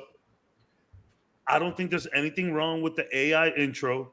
It's like, it's Secret Invasion. Who do you trust? What's real? What's not? I think is that not the point? What better way to represent that than with AI? So I'm just gonna clarify. Yes, Marvel used AI generated images for their intro, but it was in conjunction with the VFX team that they had make the intro. The VFX team themselves use AI generated images in conjunction with their own artists to compile that intro. It wasn't a replacement thing. Yeah. It was an add-on that the VFX house themselves did. It wasn't a request from Marvel or anything like that. So everybody shut the fuck up. And it's, I was gonna say, what was the issue with? Everyone's like, "Oh, you guys are using AI. It's stupid." I'm like, "Yo, it's contextual. It's literally what Secret Invasion is about." But anyways, so Anthony, right off the bat, everyone's been saying it. You get the clear and present danger vibes. You do get I agree with you there. You do get the espionage kind of thing going, and I enjoyed the first episode. I want a little more. I want a little more before I can make a decision. But man, it feels good to just have our feet on the ground right quick. You know what I'm saying? And I know Fury is playing some games. Fury acting like he's lost a step. I don't know. I think it's something brewing up there in Saber. Yeah. Something's going on. I'm not falling for it, Fury. I'm not falling for it. Something's going on. And not to cut you off, but no, if you think about it, a lot of the shit that they did, the scroll, was right in your face. So a secret invasion that they were hiding in plain sight. And who does that better than S.H.I.E.L.D.? Who does that better than Fury? Yo, they were fucking with him since the opening scene. Yeah. Every person when he walked down the street was a fucking scroll. And this guy turned into him at the end. Every single person. Yeah. And then, they're like, oh, ever since the blip, you wasn't the same. Oh, I lost it when I heard that. Just give me all the blip stuff. Which I was kind of like confused, because this is the most we get to see actual Director Fury and not the Skrull Director Fury. So it's like, okay, so then what happened? Like, they showed it, and I get a lot of people have the, turn to the facts. You turned to dust and came back and missed 5 years and all that. But it's like, I want to see where they link that, because this kind of feels like this is brand new information we're getting. Yeah. Yeah. And that's what I was hoping we were going to get a little more from that. Like, we're going to get a little bit of a bit longer flashback with it. I would love longer flashbacks to the blip. Shit. Yeah. I would love that. Yeah, it's I still don't want to make like a, you know, like it wasn't like low-key episode 1 where I was like, you know what I'm saying? Yeah. But I think But that's what this is supposed to do. It's I think supposed you to s- give you a little bit. That's what I'm Every exactly what I'm asking for though. Like Yeah. I am playing stupid on this one on purpose. Like He's being Fury right now. He's like, you know what? I'm playing it in the cut. I know where you're going. I'm gonna just let you get there. I'm gonna let you get there, and then we could talk about it. But it's just kind of fun to have your feet on the ground. The whole like who's what are people's motives? Who's been a Skrull all along. It's fun. It's fun. It's fun. I like how it set the tone though. It really like, okay, here we go. This is our baseline. Yeah. And we're off. Like Yeah. it's gonna be a fun ride. Yeah. Now at the end, and we're spoiling here. Yeah. With Maria Hill getting shot. Like, I That mean, quick. if it was a Skrull, it would have turned back into a Skrull when she got shot. Yeah. Was anyone else So- hoping she was just so we didn't have Of course. it's Of course. But honestly, the MCU needs this. I'm telling you, bro, we need to and don't multiverse it. And like, I know, and they did it in Winter Soldier. Fury faked his death with the thing. He took that thing to keep his like heartbeat down. I don't know if this was all a plan to make it look like Fury lost his ace. Who knows? But bro, let's keep some people dead, bro. We let's need make consequences, yeah. We need consequences. The stakes. multiverse has taken away all consequences. Yeah.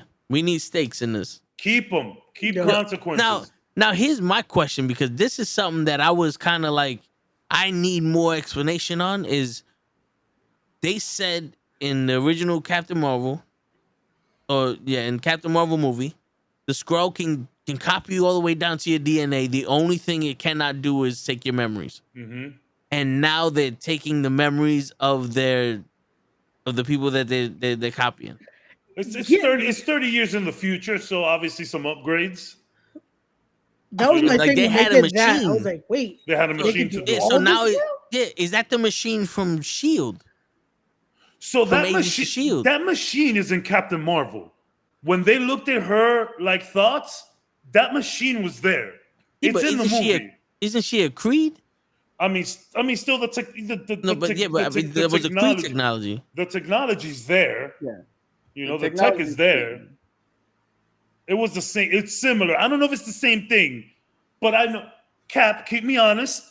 They go into her mind, right? Yeah. It's the Yeah. same like purplish Yeah. thing, right? Yeah. I wholeheartedly believe that it is the same technology. Yeah. It's the same tech. Yeah. And it could be, again, it's weird because the Agents of S.H.I.E.L.D. show is not technically canon.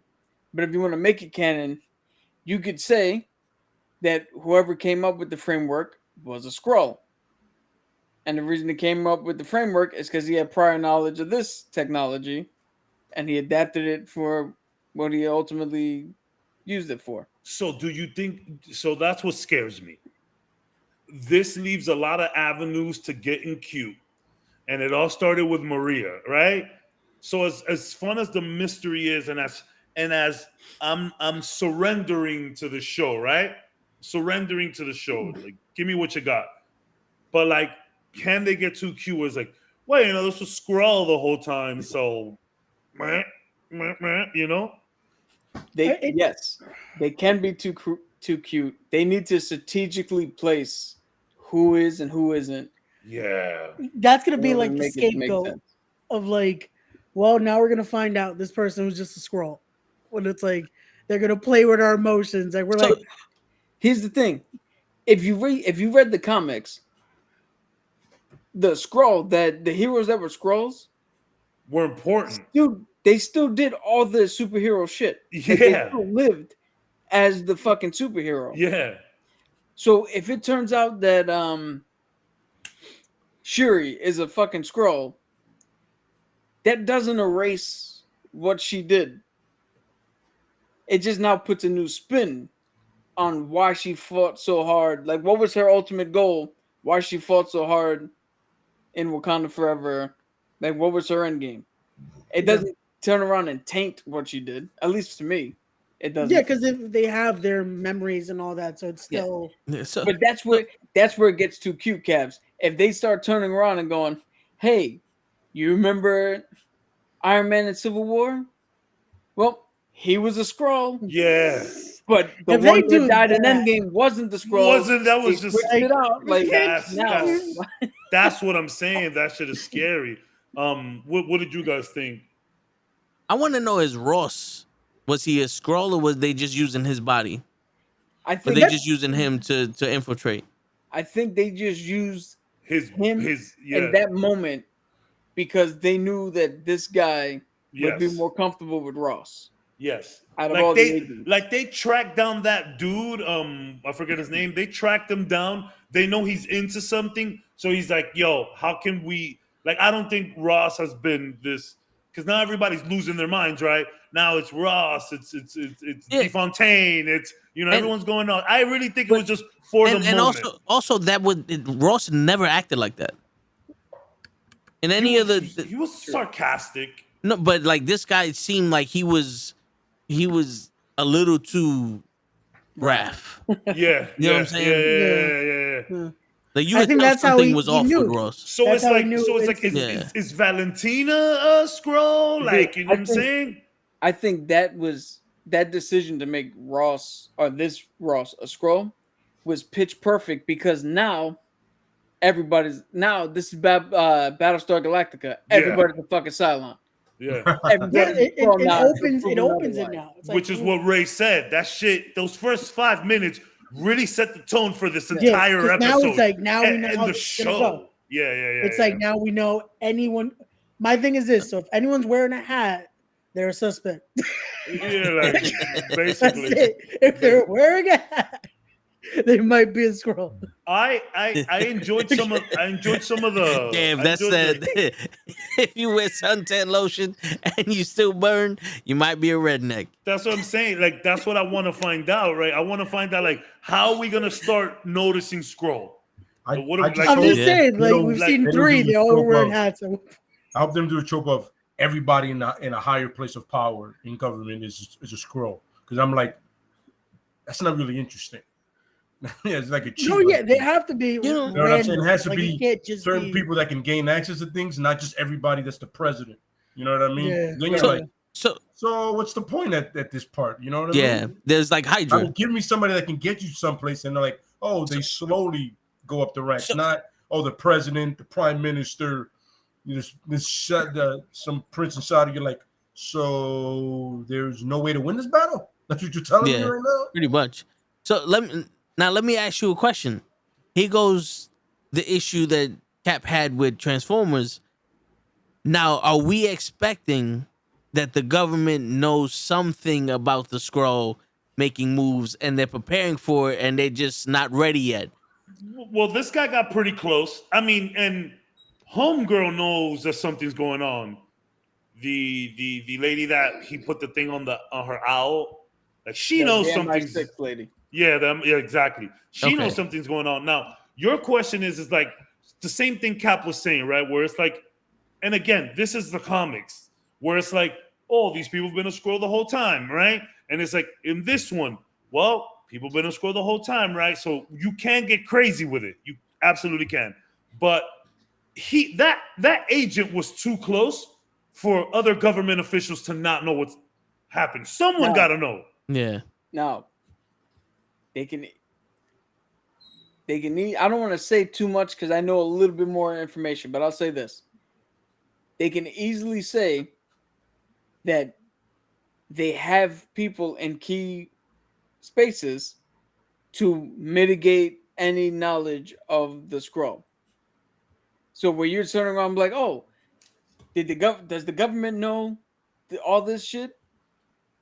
I will accept the answer that, oh, we have somebody to deaden that fucking information from ever getting to people who need to know. Yeah, because that's how When like it- Ross was supposed to hear. Like it was more Yeah, like like that's this what Ross Ross scroll was just they're gonna take it and they'll never know this info was there. Like It's not hard to believe they make sure they have even those key players to just. Now, the one thing I want from this series is something that we kind of got a little bit in the comics. I want a few scrolls to be so lost in their character or the person they've been playing for 20, 30 years That they forget. they no Yeah. longer identify themselves as scroll. That when you tell them they're scroll, they're like, "What the fuck are you talking about? Oh, I'm the real one." that'd be so sick. Yeah, that would be dope. That's Now, what we need. That fucking square off of like, Yeah. no, I'm the real one. No, I'm the like. We need one of those. so what happens now when we turn around and Rhodey has been a Skrull this whole time? What happens to his original character? Is he dead? Like, is he captured? Do we save him? Like, what's going on with these characters now? But that's a good question. But it's similar to what I was saying before. How with Shuri, like, do we need to save the original Rhodes? Yes. But the Rhodes we've seen, all of his acts still remain up until this point. Where if he is a Skrull, he still did all that other heroic shit. Yeah, we just get the original human Yeah. back. That's when we find out it's been Terrence Howard the whole time. Though. Yeah. He's back, man. You need a jacket. Now He's back, man. just remember, if we do save the real one, like let's just go off of this. If Rhodey's a Skrull, if we do get to the real one, he only has knowledge from the point they picked him up and Yeah. backwards. Yeah. We They cannot- were reading minds now. No, that's how it worked in the comics. I'm saying. Yeah.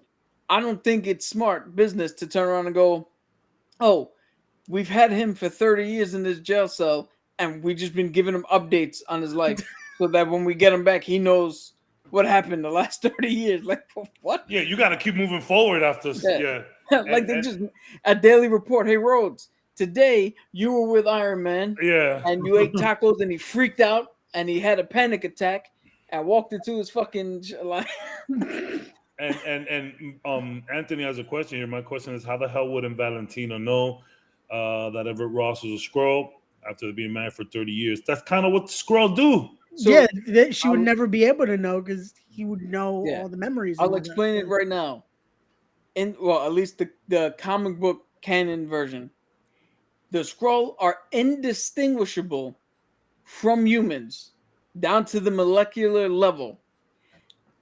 In the comics, So can they take out blood from a Skrull and it's like that human's blood, right? Yeah. Yep. So in Yo, the imagine- comics, Reed Richards had to come up with a way in order to discern who was who. Natasha Romanoff had a better way. She literally just shot motherfuckers, and if they died and turned back into a Skrull, they would Skrull. If they didn't, she tried to save them.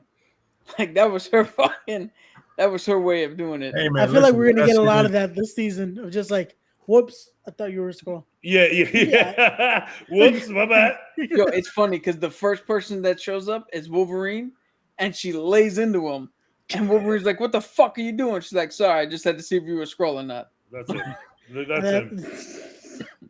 It's kind of like when Mystique turned into, prove to me you're the real one. Fuck you. Yeah. That's the real one. That's what just for that. Now that's what we need in Deadpool 3. Now, It's fucking Deadpool to just shoot him. It's like, what are you doing? Oh, I saw No. this on a show once. I should just try it on you. I'm gonna address something because in the comics it works one way, but it might not work in real life. I know Everett Ross, as soon as he got like really injured, he started turning back. So then one would believe that if somebody got really injured, we should have seen some form of transformation. If you're gonna tell us one's a Skrull or not, I'm gonna say this: we haven't seen anybody close to death that's still around. Yeah. And two, if there was like injury, if the Skrull are that tight knit and they're actually trying to control everything and put people in power, it makes sense that they would go see a doctor who's also a Skrull. Yeah, for sure. And not just, not just a regular human in the offset that some things a little off. So Like yeah. I said, they should be able to a molecular level, disguise themselves. So Yeah. all right. So now, because you mentioned this in the comics that Reed Richards developed a way to figure it out, do we start now getting Reed Richards drops? And no, because maybe I would love because it. I would love it. maybe at this point in time they're not the Fantastic Four. They're researchers or people Scientists, that yeah. they're scientists and they're people that the military use, and then they go up to a space, maybe to Saber or wherever the fuck case may be, and they get hit with that shit, and then they turn into Fantastic Four later on in the MCU, but they drop the names now. Brother, you could pie in the sky all you want. You know I'm here for that shit. I would love that to happen, but are they gonna do that yet? Like, I don't know. Maybe you hear a name. I was gonna say, I feel like the best we're gonna get is possibly like a lab report. Yeah. And like that's all we're gonna see is like R. Richards. That's all we're gonna get, probably. a name. Maybe. I doubt we're gonna get anything more than like just a name being on some paperwork for now. Like there's probably 4 scientists that can come up with it, and the 4th one is Reed Richards. Just a little Of to Von fuck Doom. you know what I But mean? yo, but Toe, that's enough. Yeah. To me, that's Yeah. enough, right? Like, Yeah, because you acknowledge they exist. that's enough. And that would be It's great. like in though. Winter Soldier when the dude was naming off the names and he just Yep. said Stephen Strange. Yep. Yes. He said 2 other people too, and the scientist in Cairo, which he was Yeah. supposed to be alluding to Moon Knight, because Yeah. the Yeah. guys in Cairo, you know what I mean? So yeah. Sometimes it's a little of that. So Just little things. Because those are Yeah. Easter eggs that we were getting in the first rendition of the phase 1, and that's what we appreciated. You know what I'm saying? Like, because in all honesty, if you're gonna bring it, because we know the Fantastic Four is coming, and you just acknowledge that the Fantastic Four are in the Skrull shit, and they were with Kang the Conqueror, and they're doing both plots at the same time. Why wouldn't you at least acknowledge Reed Richards or Hank not Hank Pym, the Thing or Benjamin Grimm. Benjamin Johnny Grimm Storm, or yeah. Sue Storm. It's funny Johnny because Storm, yeah, something. the Skrulls wound up being one of the biggest enemies of Fantastic Four, because literally one of them takes all of their powers and puts it together. So literally one of their biggest enemies, like one of the more recognizable ones, besides Doom, Galactus, So Mole is Man. Ross is that confirmed? Ross is he the other guy's still president. So, if I'm not mistaken, the guy that Rhodey was talking to in that episode, I think he's the current president. Yeah, he's the president. Yeah, but we might see Thaddeus Ross take over after some Skrull invasion shit for sure. That Harrison could be. Ford. Yeah, But I doubt Harrison Harrison Ford. Ford's going to show up for this. yeah. That might be an in name only. They had like Once a again, news headline. that's enough. The next I'll take that. president of the United States. I'll Yeah. take it. And you know what? I'm actually excited of just this Thunderbolts, Captain America 4. And look, will Captain America 4 be better than any of the other Captain Americas? Maybe part one. Like, it's gonna be a tough hill to climb to be better than Winter Soldier, but I'm feeling this. Like, our boots are on the ground. I'm feeling that. Let's just stay here. Let's waddle around in this for a bit. I'm with it. Let me pose this question to you, Cabs. The Captain America Winter Soldier Disney Plus show, would you say it's on par with the sequels of the Captain America movies? No. Like, Wait, Winter say that Soldier again? The Winter Soldier is the best piece of Marvel media till this day, at least for me.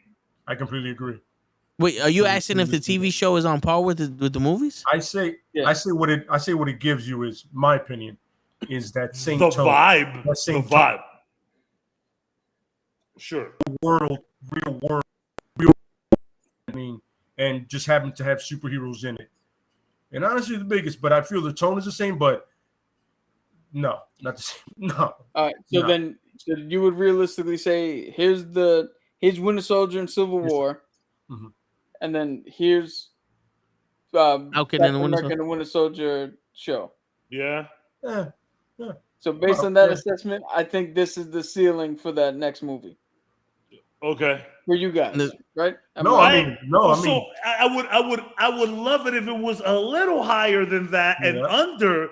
I mean, I wish it was just better than all of them. Sure, Yeah. I see what you're saying though, Yeah. but it's just You know what the problem is with the Falcon and the Winter Soldier? It was a lot of introductions. There was so many people being introduced that it literally was that last episode that made the show what it was. Because if it was just the Flag Smashers and Falcon and Winter Soldier going after them, then we would have been like, it's on par. But you had I'm glad US US agent. agent was.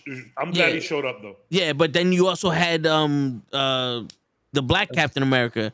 He showed up, and then you had the Power original, Broker, the original Yeah, Black Captain yeah. America. You know, the Power Broker, the Tormalage, Yeah, Baron I forget- Zemo. Yeah, man, there was There's you're so right. many people. It was There a was lot so of many it in there. people. Yeah. But Whereas we have something like WandaVision, we're super concentrated. Yeah. Yeah, it was just her.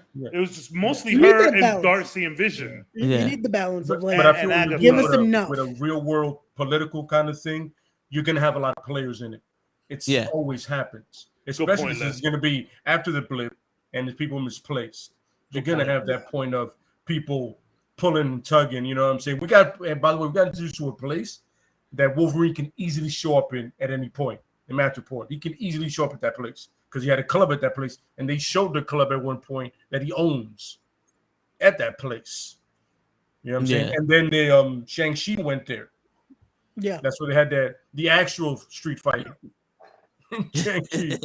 So there's always a way when you have those kind of players. Look, we got Zemo, and I'm never mad at having more Zemo.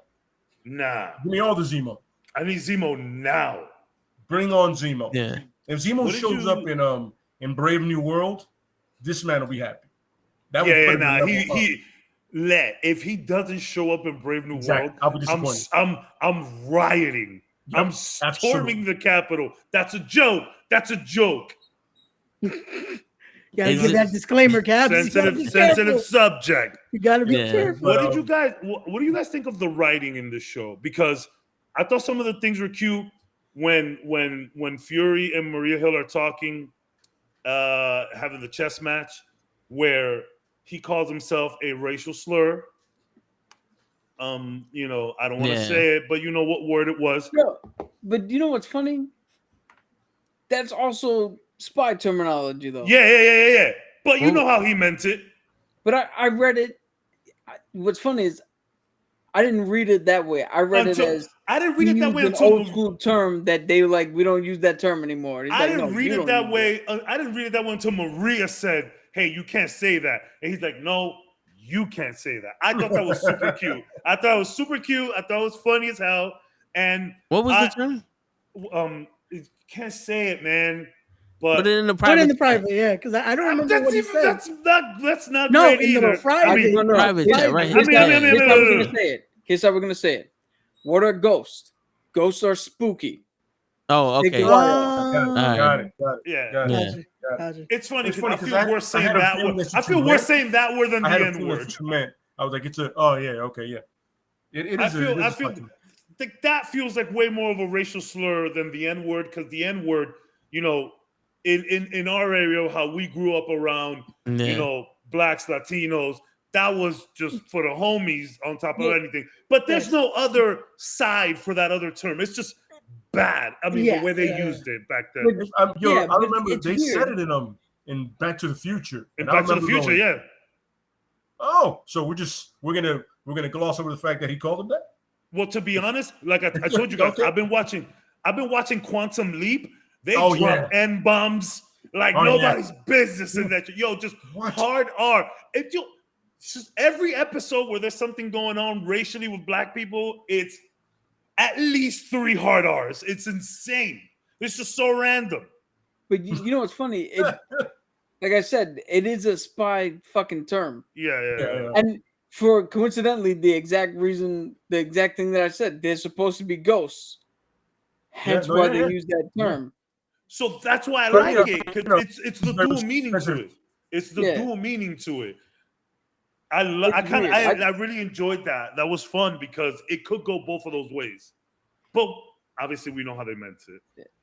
There's only one negative that I had for this first episode. Okay. And for me,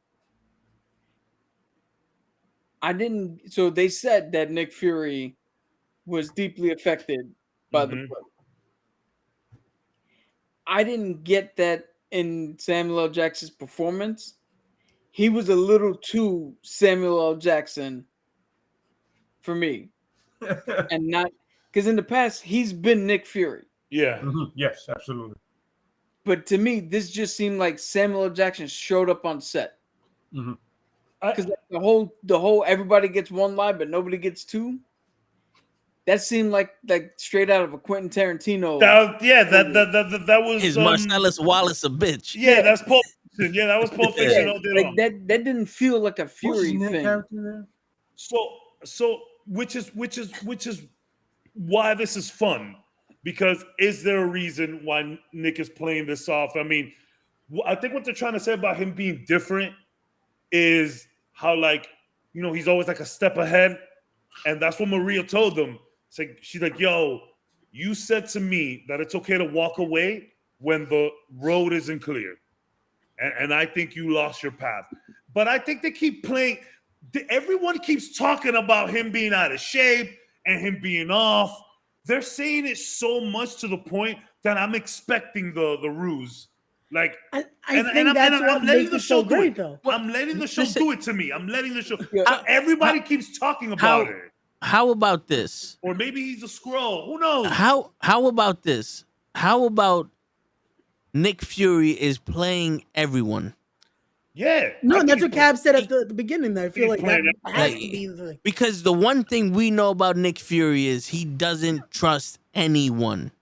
So maybe he's being off. So that way the people that know him the best, if they don't call him out on it, that's not really them. Yeah, like only his people would know.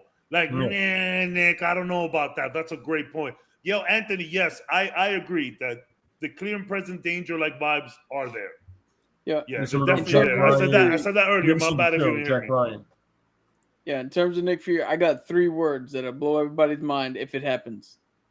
Life, model, decoy. Yeah, sure.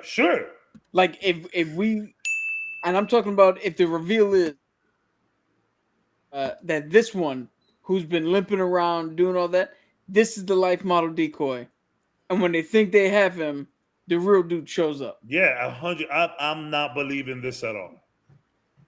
There has to be some ruse. I'm letting them that would do be it. a great ruse. I'm letting them do it, but at the end of the day, I don't know. Nick has been gone for so long. He's just gonna come back down like so unprepared. Yeah, bro, been cooking up there. Bro, been, you know what's funny? You know, you're up there with Saber, and he's just protecting shit, and it's like, I mean, that's kind of what Tony wanted the whole time. But whatever, we're not gonna get into why. Because the thing is, we're not gonna get into that. Yo, listen, in Hamlet played the fool so he could keep an eye on the king and his mother and his everybody else. I mean, listen, these people, they learn from history. It's the oldest trick in the book. Yeah, it's like once you think you have the upper hand on Fury, that's when he pulls it out. It's like, oh, I've been baiting you this whole time. Yeah, because what happened? Fury lost a step. And everybody notices this shit. They fall for the trap because it's like, oh, we're gonna have 2 bags and this, that. We knew that was the bait. They fall for the bait, and the leader exposed himself. Yeah, but he did lose Maria in the process, though. That we know of. Because what if Maria's a live model decoy? So did we like episode 1? Are we like feeling the vibe, or do you need to see more? I'm kind of like you. I need to see more. I need to see a little more, but it's It's also turning in a good direction. It's me letting this show play me. I don't wanna know. You know what I'm saying? I'm letting this show play me. Like, I know what's happening here. We've been through this since 2021. This is like what, show 7? Feel me? Like, I know what's going on. Yeah, And it's not a bad start though. It's a great start, yeah. But like, I'm letting it happen, but I'm also like, it's gonna be contingent a lot on what happens with Maria. So that needs to be the that is what I'm tuning into. yeah. I wouldn't mind if she unfortunately did pass in this. Yeah. Just so it now makes it so Fury really can't trust anybody. Because that was legit. His ace is gone. So now that's it. It's DOA. I think Vin said it while we were watching that if Maria's truly dead, now this gives way to why we hear him in the trailer go, oh no, I got to do this on my own. Yeah. It makes sense. We don't want to lose somebody else. Yeah. Well, that adds to it. And then again, and- now he really can't trust anyone because he doesn't know. Who says anyone that we see next isn't fucking? Again, if they're wearing a hat, that's gonna be our. I'm gonna say it every week. We saw a new person in a hat. Fuck that motherfucker. What did we? Oh, you know what else I thought was really cute writing? Their password, home in my own skin. Yep. I thought that was cute. What do we think about new Skrullos? It reminds me of Moon Knight. In what term? In what way? When Ethan Hawke had his little community. It reminded me of that. And they're like growing shit. I didn't think of that. You choose to fight with me, or you could just sit here in refuge. I didn't think of that. I love when she pulls out the food. Yeah. And he's like, "Are you serious? You guys are making this shit here?" She's like, "Yeah, bro, 100% organic grown. What's up?" That was the best way. It made him feel comfortable. It's like, join the cause. This is cultish now. I love it. Just a little bit. Give me all that spy shit. Let's stay on the floor for a bit. Give me all the spy shit. Let's do it. I'm very excited, but I did like new Skrullos. Now, there's deep shit going on in here. These people are holding people hostage. Lord knows how long they've been frying their brains, if they're even real people there anymore. Yeah. Like, they're doing what Wonder Woman did. There's dirty stuff happening back there. So like, nothing, no new place like this is gonna come easy. No resistance is gonna be fought easy. These are the guys that are getting their hands dirty. What do we think of that? What do we think of what's homie's name? The one running the show. I know his name. Fuck me. The little dude that shot Maria. What's his fucking God? Shit. I can't forget his name. Anyways, that guy, the main dude, the good-looking dude with the little fro. I got you in Yeah, man. What's his name? Something like it's G or V. Garrick. Or Varick. Varick or Garrick? Yeah, it's Garrick. Garvik. Garvik. Gravik. Okay, so I said Garrick. So Garvik. What do we think about all of that going on? My man looks looks unhinged. I like it because even in the way he spoke to them, it's like you could already see he's gonna be someone that doesn't care who he hurts. You know what I don't understand? This is what's his name's daughter war. And it's her war because she wants a home and they lied to her. Yeah. And this guy has taken arms, and it's kind of like that whole she's doing it for the right reasons, but my man is just undercover. Oh yeah, playing everybody about this home where he just wants to take over the fucking world. 1,000,000%. They just want to take over Earth. Yeah, just want to take over. These are like, this is the Skrull that Talos was talking about. Like, they're just lost in the sauce. Yeah, because what if this secret invasion is more than just Skrull invading the human race and taking over? What if it's the Skrulls are invading the Skrulls to have a bigger... It's domination. Yeah. Like at the end of the day, people are going to be like, yo, we were supposed to find a home here, and you people are destroying everything. Oh, no, you thought. Yeah. You know what I'm saying? No, yeah, 100%. Because like when it comes down to this shit, I want to take a scene from fucking the Eddie Murphy movie with Owen Wilson where they were spies. I forgot the name of it. I Spy. I Spy. You know, they could be a pseudo double agent. Who's keeping score here? You know what I'm saying? It's hard to keep track of how many times this guy's flip flop. Yeah.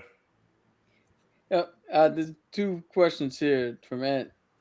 So one character that I would love to see come back just to fuck with Fury is have Agent Coulson, have one of the Skrulls emulate Agent Coulson just to fuck with Fury. They fuck with everybody. If They'll that's fuck with us. if you're gonna fuck with Fury and the 10-10 vision that he got right now, if you want to knock him off his track, you do Coulson. However, would Fury be gullible enough to believe it unless Coulson comes out with some crazy information that only Fury would know? Tahiti. Dude, Tahiti. Well, they would They have don't the need to- memories and thoughts, right? So Yeah. he but could. they don't need to have Coulson come out and say any of that shit. All they need to do in a sequence: Maria Hill dead, Coulson dead, somebody else Okay, dead, to just throw him off. I see what you're saying. And the other shit, Fallsworth, I think the MI6 is gonna pick up the slack for where there is no shield at the current moment. So that's the power vacuum is gonna be filled by her people for the moment. Like that's where Fury's gonna get his, some of his intel from. Especially over there. Like she runs the show over there. Yeah. Was it me or did it seem like it was a little too easy for him to plant that camera on the owl? I hear you. I think but that's kind of like the whole Fury's out of shape. Fury's not into it. They like, weren't focused. You don't expect it from this old fat Nick. You know what I'm saying? Like you don't expect it from him anymore. I'm gonna play the opposite. I did say here. that. I just believe that though. I'm gonna play the opposite, and I'm gonna say just as much as Fury let them pick him up, Yeah. so he could plant, she let Fury plant, so that false information can be shared. So she's a step ahead of him. Oh shit! They're all trying to play each other. And that's the interesting part about the show. I'm letting it happen. Let them all play each other. Did you watch it, bro? I hope we're not spoiling it for you. No, you're not. Trust me. I've caught bits and pieces before I came on, so I'm pretty much caught up. Good point. Okay. I need to watch the whole thing, but mostly everything you guys are saying is pretty much what I've watched. Okay. Cool. There was one thing that I read that I wish I hadn't read online. Somebody sent it to me, and I was like, but I'm not gonna say what it is. It kind of pissed me off. I was like, damn it. Sure. So here's a question I got for everybody here. Given the trajectory of Amelia Clark's career after Game of Thrones, Yeah. how do we feel about her in this series? I thought it was, convincing. I mean, it's hard. It's hard not to see Khaleesi. Yeah. It's hard not to. It's not her fault, but whatever. It's the MCU. I mean, get paid. Don't worry about it. Do your thing. But Yeah, do your thing, girl. I want to see a lot more from her character. A lot more. I hope the second episode kind of like really gets into that. And I just want to. I enjoy her acting. So let me. I want to see her more. I want to see her morph back and forth more. They're trying to show that face. They pay the big bucks. They're trying to show that face. Yeah. This is the level of depth and detail that I'm talking about. The writers did a smart thing where they said, if you're a warrior, you stay looking human for longer. So it's second nature because you got to be out there, which is a smart way of going. We don't have to put her in makeup. Yeah. Fucking 20 hours a day. Show that face, girl. Yeah, you're not gonna pay her all that money to then have her in freaking Skrull. Nah, everyone wants to see that face. So, I mean, again, it's hard not to see Khaleesi, but I think she did great. I bought into her. I'm a little confused as to whose side she's on now because she made it look like she was helping them out, but there was still no kind of help. I feel like it's gonna be that conflict is what we're gonna see this season. A lot of her like she wants to do this because she thinks it's the right thing to do, but I feel like the cause has been lost. And meanwhile, she's getting played, and you know she just found out about her mother, so yeah, that's gonna open her eyes to a lot, and that's probably what's gonna end up possibly being her demise because now she's gonna want the answers. Yeah, like what is actually going on besides what we were trying to do. Mm-hmm. So, you know, it is quite possible that her intel was correct until it wasn't. Meaning so they knew that she was gonna. They knew she was gonna defect. She said was true, but that I don't suspect that the leader was supposed to be there the entire time. Yeah. Well, remember all that shit was the last minute. Only the carriers knew. Remember, he did say, "You're the bait." He did reference the fact that she was the distraction and shit. So basically, like he stood a step ahead. Like I know someone might defect here, so let's switch the plan like live, so that I know that whoever tried something would fail. Well, you got to believe he knows that this is Talos's daughter. Yeah. What I think is happening, I think he's going, okay, Fury's here, and we got confirmation, so I'm going to get his attention. That's what I think is happening. It's one of those like, yo, we're so deep that no matter what you think you know, we've already done it. Yeah. And I mean, the plan was to blow that up there for all of the media attention and shit. That was the plan. But like Cap said, him just showing up probably wasn't scripted. But then once he found out Nick was there, he's like on some like, oh man, this just got interesting type shit. And I mean, I think we're gonna see this show. We're gonna see this throughout the shows, like cutting the head off a snake first. Who's on top first? Like, oh, I got you. Oh, I got you. No, I was here. No, I had this plan. No, I had this plan.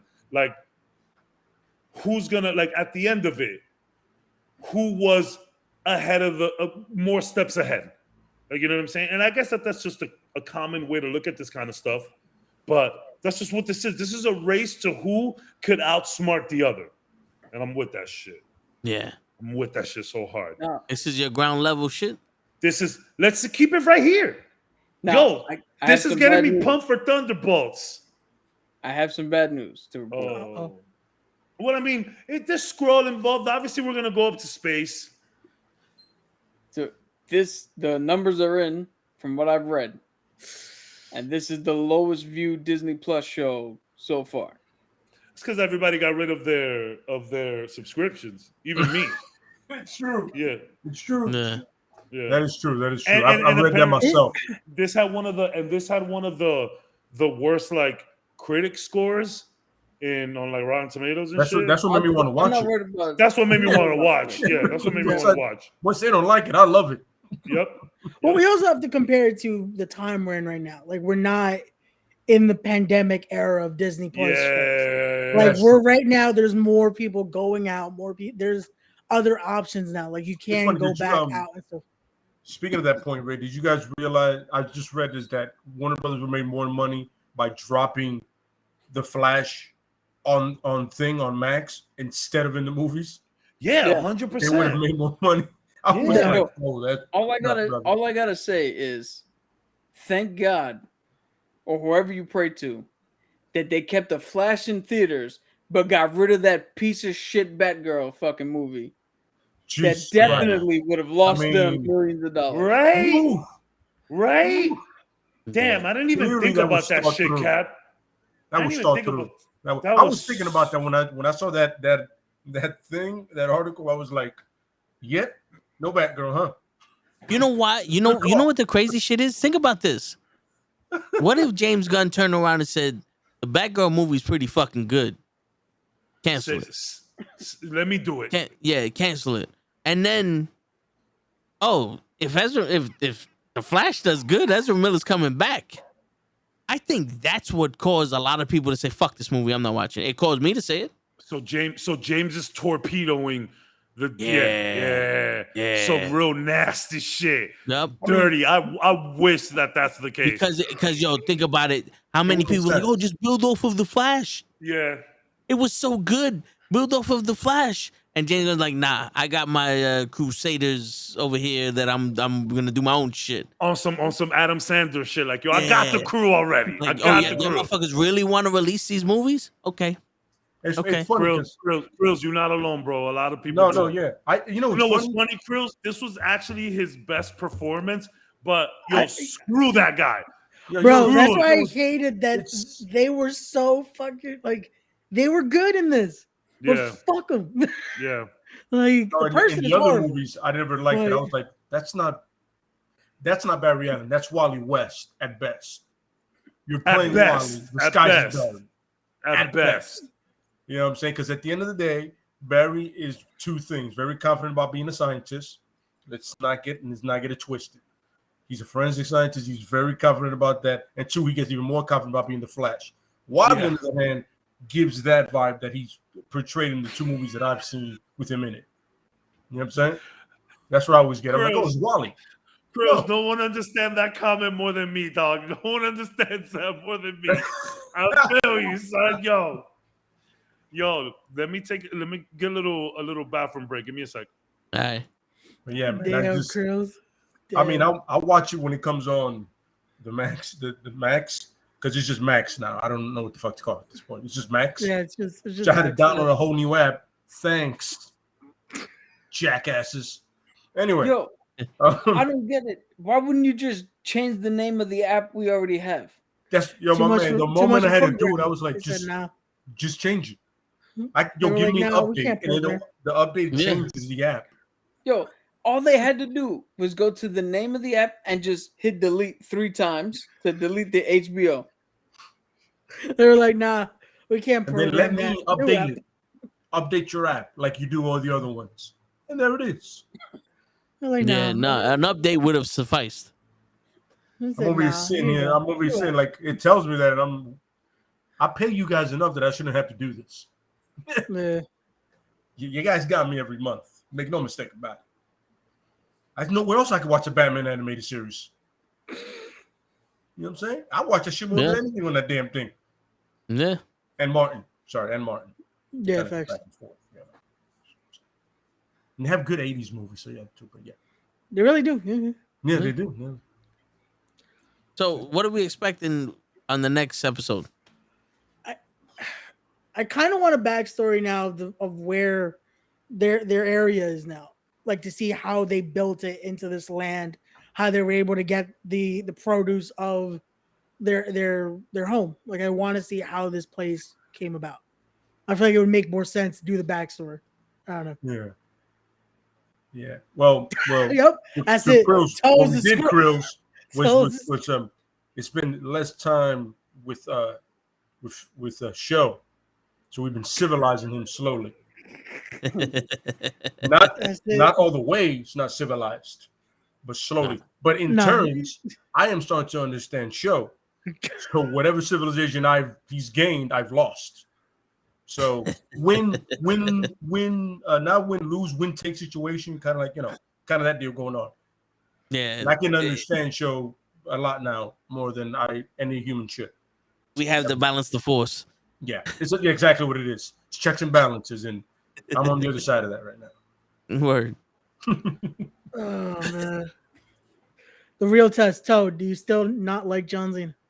Oh fuck him. Oh no, that's there we go. That's not what's crazy? You know what's crazy? Our lawyer, our unofficial lawyer, sends me a video of John Cena's rap. Like celebrities you forgot who made a rap album, and she sends me the post on Instagram, and I'm watching it. I'm like, not only did this motherfucker thought he was black until it was okay for him to be white again, he wasn't wearing a chain or anything back. Like he just had a big ass white shirt. I was like, yo, this gotta be the biggest ripoff of our culture I've ever seen. Like he's not even wearing a chain. My nigga just said, yo, give me that 5XL shirt, and I'm gonna walk down the street beating up white people. Didn't he have a chain with a lock on it though? I used to like that. Yeah, no, in the ring, but Padlock. on this music video, he didn't have any kind of jewelry. He just had a white T-shirt on, nothing on his wrists. I'm like, nah, bro. Who? I don't know, John Cena. I don't know how they do it in Boston, Massachusetts, but for real, we had something on our wrists. You know what I'm saying? We had Wait, which chains, video was this? earrings. I will send it to you. Yeah, send it in the chat because I want to know what video this was. Oh, the one that just like resurfaced of him in the big white tee Yes, rapping. yes. Yeah. They sent me that today. Yes. That fucking motherfucker. You know what's funny? There was and I think Krills would remember this. There was I think you remember the greatest damn sports talk show. The best damn sports. The best damn sports are there. Yeah.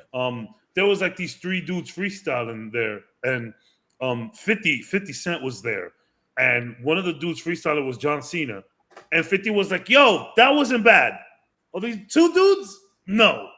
John Cena, like he wasn't bad. I could work with that. Yeah, I remember that. Yeah. I remember you guys saying something about that, and I saw that episode, and I was like, "Yeah, 50 was awesome. That's all right, man. All right. Yeah, I mean, you know, for what it is, for where we at, for what we doing." Yeah. I'm saying, but yeah, I remember when somebody was like, "Oh, he's gonna sign him." I go, "No, he ain't go that far." He said, "That's all right. You guys, everybody always got to take it somewhere." You know what I'm saying? Junior got their white boy. It's good. Take it over. Relax. It's Eminem. Take it easy. Is it me, or was it that white people became famous with depression? Like Eminem, like he had bars, but a lot of his shit was, "Do you want to kill yourself like I do? Right? Put shit like torture yourself like I do," and everybody loved it. Like, "Oh yeah, this white man's killing himself." And now you have the dude who just voiced Mirage. His whole thing was he was depressed and got to fuck Kim Kardashian for a while. It's like everybody that's white is depressed for some reason.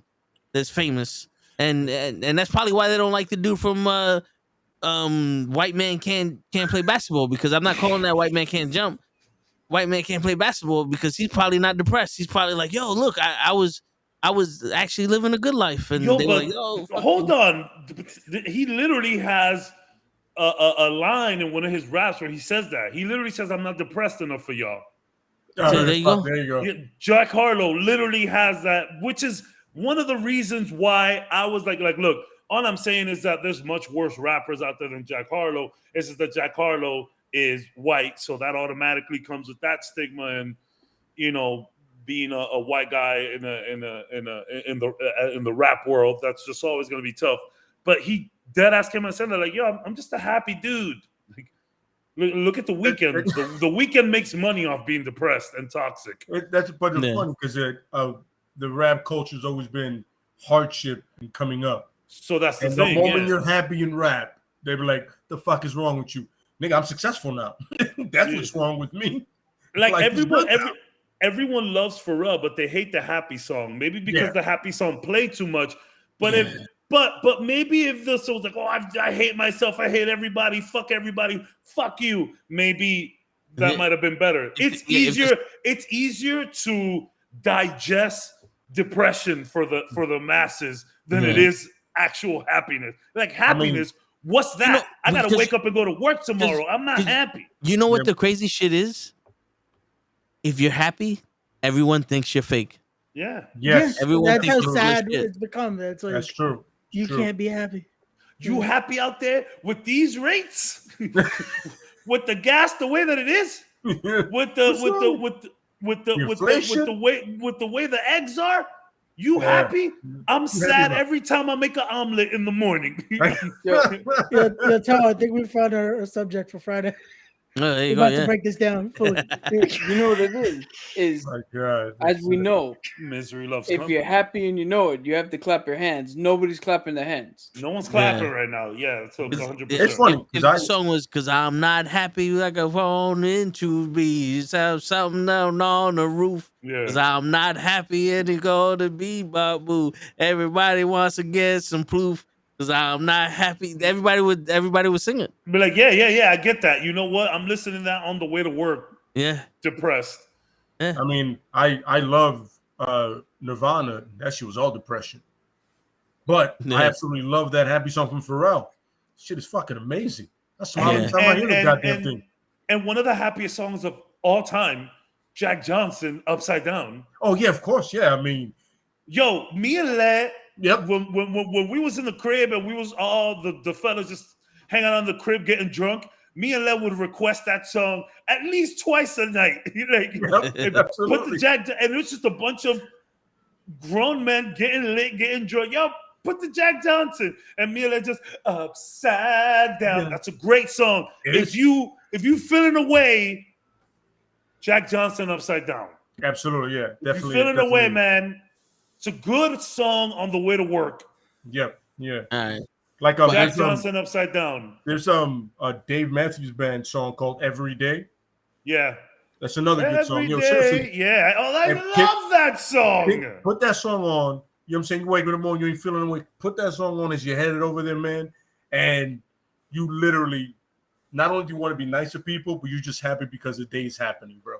It's a great song. It's a great song. And even songs with a nice message in depressing melodies. Yes, yes. Like Incubus Drive. That's not Yeah. a bad song, No. but it sounds bad. But he's just, whatever tomorrow brings, I'll be there waiting with open arms. Yo, whatever the world got for me, bring it. But it sounds sad. Yeah, yeah. It's funny, even from a real sad movie, the Daredevil movie. There's a song by Hoobastank called "Right Before Your Eyes," and he's talking about how he's making his life better. It sounds a little depressing, but he's continuing to tell him, "Yo, listen, you're gonna see me become better right in front of your eyes, right before your eyes." It's a great song. You know what I'm saying? They're out there. You know what I'm saying? The people people listen to the suppressing shit ever. Yo, make no mistake, I love Stained, and all their shit is depressing. Except like one song. For like one song, that shit is not depressing. But I love Stained. But also, on the other side of the coin, got Jack Johnson. Yeah. You know what I'm saying? Mr. Happy himself. My man was on the soundtrack to Curious George. Yeah. This guy's just a good vibe. Anthony asked a funny question. Who's the worst, MGK or Jack Harlow? I'm sorry, I got like a sense of choice. Exactly. I'm gonna say Jack Harlow, but like MGK was on some different kind of, because like a lot of people call Jack Harlow like just Drake, but like a little bit more like upbeat and happy and not full of drama.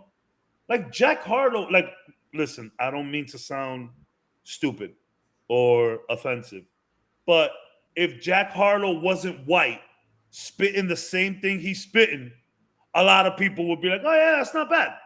But the thing is, he looked goofy, and like the thing is, Jack Harlow started back from like high school. He was like a little kid, like recording videos, and then he just completely changed his look one day, and now he's just doing this whole thing. So I don't know. You make kind of. You know what I think? You try to be another Little Dicky. That's what.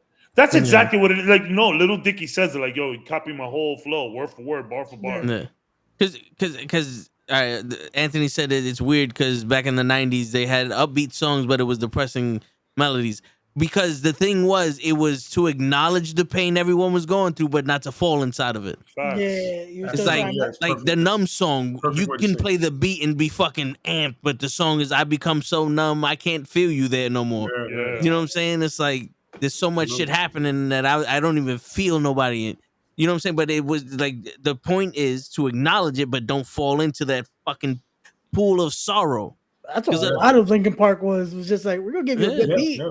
But and sadly, he killed himself too with that shit.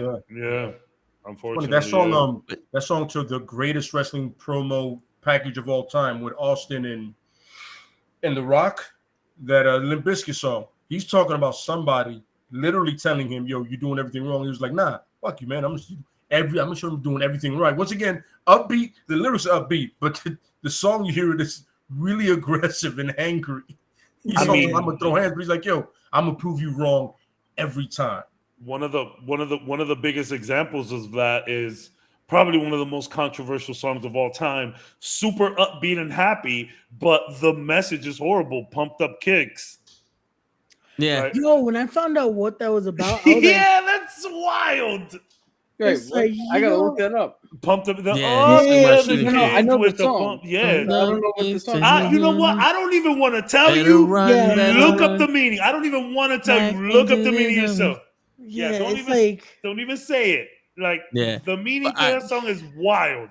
All right, so before we get too carried away, Yeah, sorry. so Kaz, when you went to the bathroom, I asked, what do you expect for next episode?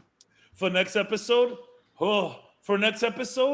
I think we start with Gaia. I think we start with the daughter. Yeah.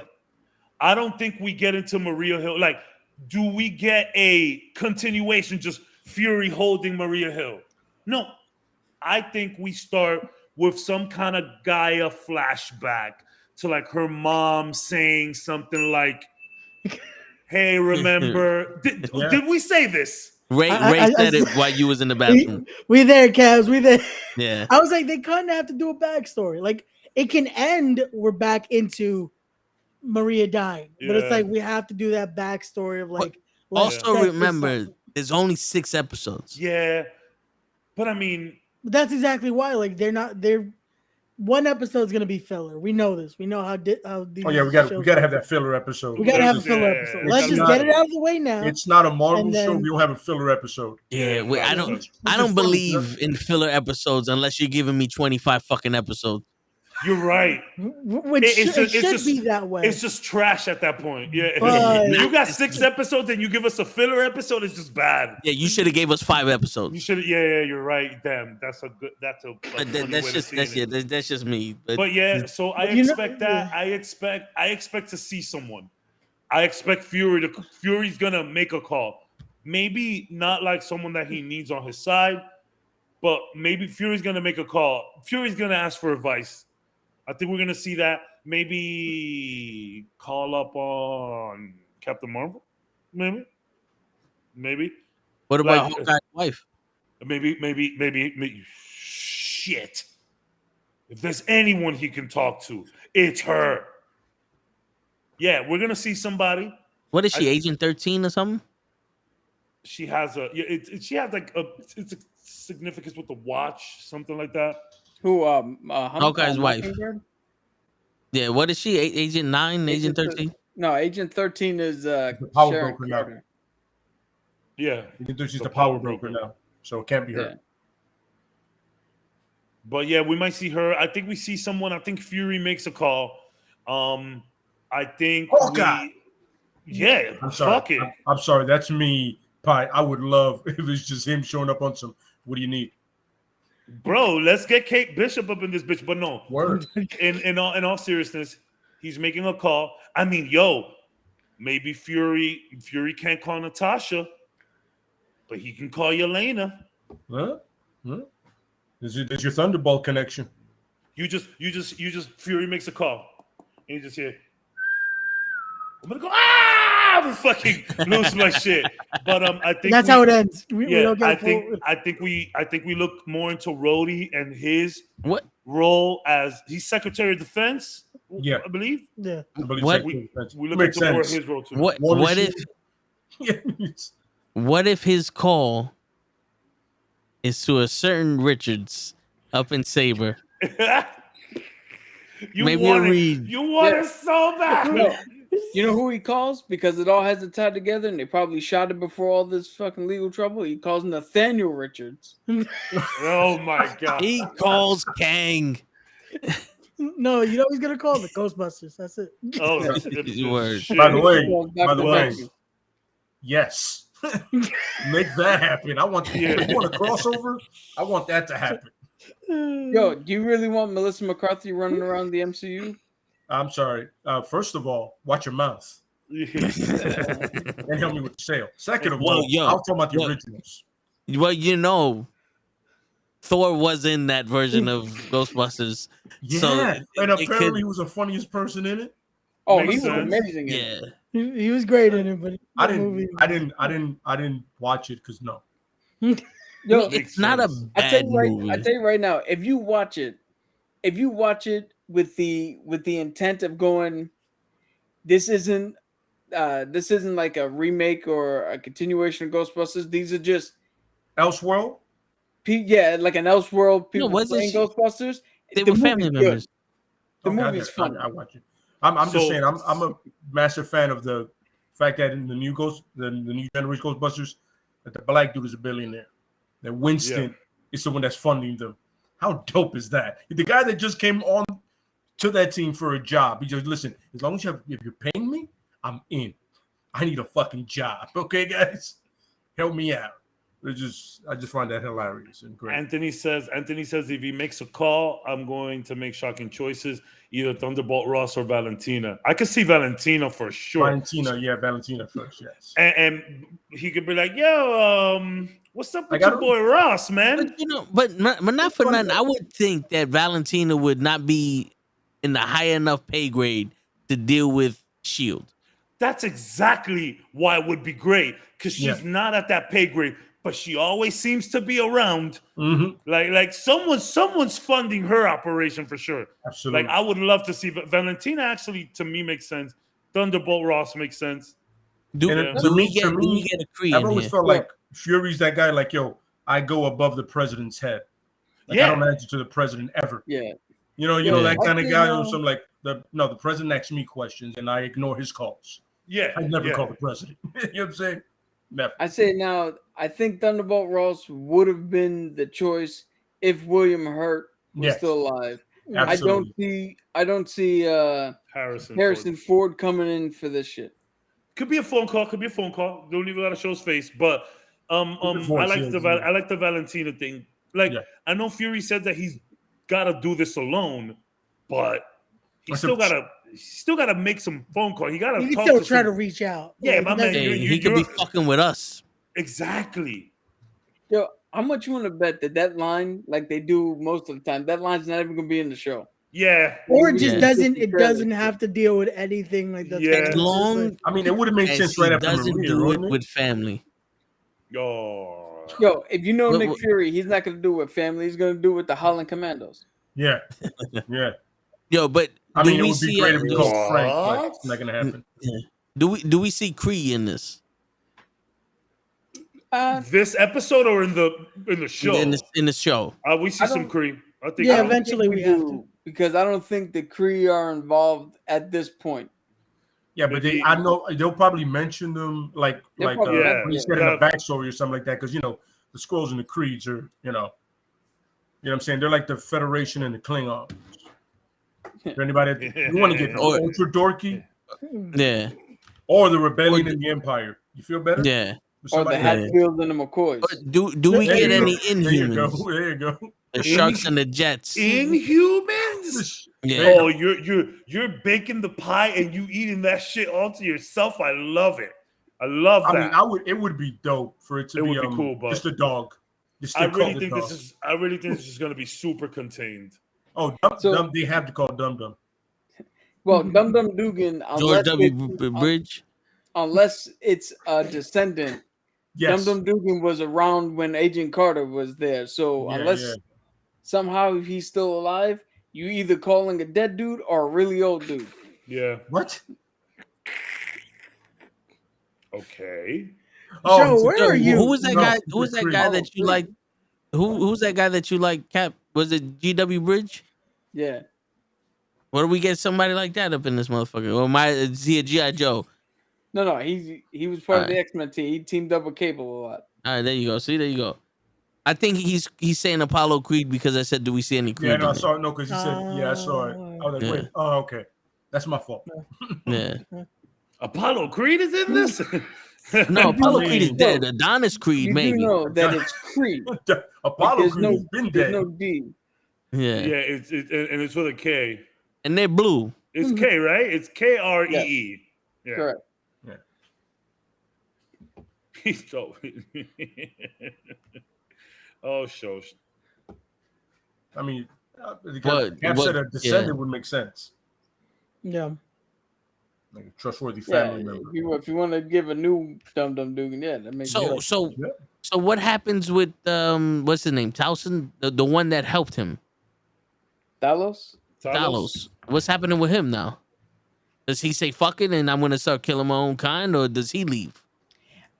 It doesn't seem like he's gonna be able to on purpose go out there and fucking Frank Castle his own kind. You saw how hesitant he was when he went to that painter. Yeah, he didn't want to kill him. He told Fury, like, bro, I told you, bro, let me handle it. Yeah. Like, he doesn't want to kill anybody. And even his daughter knew, like, you wouldn't kill. Remember, Like, he was the one in the I don't care what movie anybody that he was says. also easy, guys. Easy. So yeah. Yeah, I don't care what anybody says. That painter handed him his ass. Yeah. He's not fit for this world of fighting. Decent fight too. I was like, oh, okay, look at you guys getting some movement going in there. All right. Yo, I'm happy That's that another these thing I wanted motherfuckers to are show. not I wanna like see martial good artists. Yeah, That's what the Captain America Winter Soldier world has. Good fight scenes, just Good hand to fights. hand. Let me get some of that. You can shoot all day, but let people throw hands. You know what I'm saying? One of the most slept on. I mean, it's not slept on, but we don't talk about it as much as Captain America and Bucky. Which Captain America and GSP. I forget GSP's. Yeah. That fight was That track incredible. sleeper? Yeah, there it is. That fight was incredible. yeah. That was good. It's funny I was 'cause like, GSP Cap took straight the up told me, shield off. He took the mask off his head. What's up? I respect that so much. Yep. Predator Yep. takes the mask off, takes the blasters off. He said, all right, let's do this. You get my respect. I love that shit. I can never get enough of that. Take off everything and let's fucking scrap. Oh, you know what? Super out of nowhere. But that reminds me of End of Watch. Yeah, I remember that when Michael Luis, Pena when Luis is like, yo, so we fight the bad guy, the drug dealer was like, yo, we go 1-on-1. If you whip my ass, I'll put the cuffs on myself. And Luis, what's his name, Miguel Pena? Miguel Pena, Yeah, he was like, I bet, and they just fought in their living room. Yo, the whole time, what Jake Gyllenhaal just talking shit. The whole time. Yo, he just added more to it. Like it was a that real movie- fight. Do we have anybody in here that has not seen that movie? End of Watch. Ali Show. I saw it. Oh, you seen it? Oh, that Yeah. movie is freaking incredible. I don't I only saw it like maybe once or twice. So I think I've seen that movie like 5 times. And Yo, that's cop the movie. dramas is like not my thing that much. Like I'd rather watch some cheery or some weird stuff, but that is a great No, and film. I was gonna say that's a good one to watch. So. Yeah. That's the emotion movie that started me going, okay, Jake Gyllenhaal is a legit actor. Yeah. Because before that, I really wasn't into his shit. Bubble Boy and Darko. I was gonna say you weren't a fan of Bubble Boy. I pick on him with Bubble Boy, but no. At the end of the movie, when he is giving we all seen it. When he's giving the eulogy to his partner, that was real stuff. I was like, shit, Jake. And I don't know where I was, but this was a long time ago. I wasn't in, like, it was on a vacation with the homies. And I think we were just in the telly. And somebody was like, yo, End of Watch is about to come on. Good movie, let's watch. And I watched it, and I was like, wow. I was blown away by how good that movie is. And I don't like that kind of stuff. It's a great film. If anybody wants a good Jake Gyllenhaal movie to watch, Prince of Persia. It's on. Get the fuck out of here. It's on Netflix right now. it went to another page. Yeah. We saw your cop picks. Yeah. Okay. The Brooklyn, did I say? The Guilty. Oh, I thought it said the Brooklyn. Yo, Yeah. No, it is the Brooklyn though. Don't agree with these motherfuckers. I'll give you the premise real quick. He's a 911 operator. Oh. And it follows a call that he has. That is his, in my opinion, if not his top, his second or third best performance ever. Okay. After Bubble Boy. After Bubble. Yeah. After it's Prince of Persia, then Bubble Boy. There you go. Then Yeah. don't forget, 12 days later. I'll tell you this. Or the day after tomorrow. Top tier Jake Gyllenhaal. The transformation, because the boxer movie that he did, he's like super ripped for that. Southpaw. Yeah. But the transformation started or was like getting really good in Prince of Persia. Yo, what that man did to his body for Prince of Persia was insane.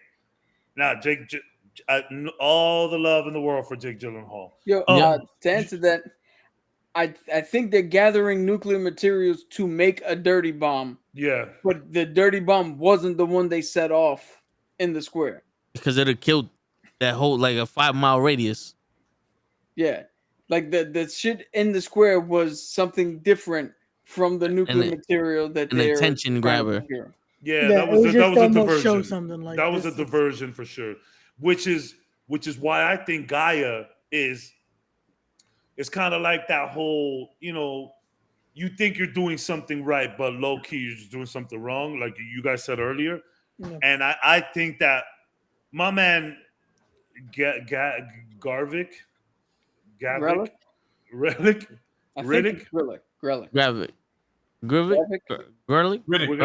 gonna say Riddick. Yo, Mike's control. Yeah, he's definitely up to something that he's not telling the team. Matter of fact, Toad likes to do this all the time, so I'll do it. Chronicles of Grillick. Yeah. I still always America Vespucci. Yes. One of my favorites. I don't know what it means, but I know who he's talking about. That's what the country was named after, Americo Vespucci. Oh, okay, He gotcha. technically discovered South America, and then the name stuck the whole way up.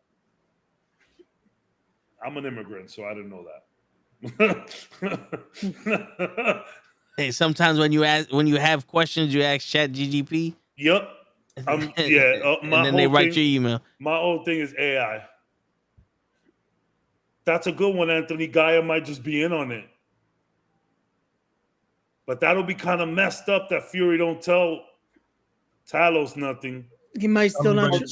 He might be emotionally invested. And he's like, have you ever met Nick? I know. He didn't tell him. Yeah, I know. But it's he put Costa's blood on Captain America's trading card. He's some spies, whatever. I get it, but damn, dog, like that's rough. Talos has just been fighting for her this whole time. That's rough. And then the way that, like, which I found weird. The love that Fury showed for his wife. Like, I get that they were close, but that was just a little, Yo, something happened there. Like, you know what I mean? Fury, I don't know, something close happened there. Because I was like, damn, Fury, I've never seen you this sad. And then you literally just said that he wiped Coulson's blood on baseball cards, on superhero cards to get the team going. And he gets that sad about this girl, like, you know what I'm saying? Well, hold up. Now, Did he cry for Tony? Did he cry for Natasha? But think about this though. When he hasn't been Director Fury when the Marvels movie came out back in the 90s, right? He wasn't this person that he is now. And you know how sometimes when you change, when you go see your boys, you always revert back to your original. Okay. You know what I'm saying? That's part of his past life before. Yeah. Which reminds me of a really cute line. I'll let you finish. Okay. When Talos was like, oh yeah, I'm 136, but that's only 40 in human years. I'm going through my midlife crisis. I'm going to start buying everything. And he's like, hey, Nick, what did you get for your midlife crisis at the Avengers? I was like, hell yeah. That was a good line. I was like, yes, he did. And he basically like, yeah, I'm just fucking... He's like, if I'm fucking going through a midlife crisis, I just bought some super soldiers and shit and been fucking wreaking havoc on the world thinking I'm fixing it, but I'm kind of just making it worse. That was a good line. Well, I have a quick question at the end for you guys. Sure. It's just a real quick answer from a superhero supervillain, but when we get to the end of it. Shit, there's 5 minutes left. We pretty much we're at the end of it. Go for it.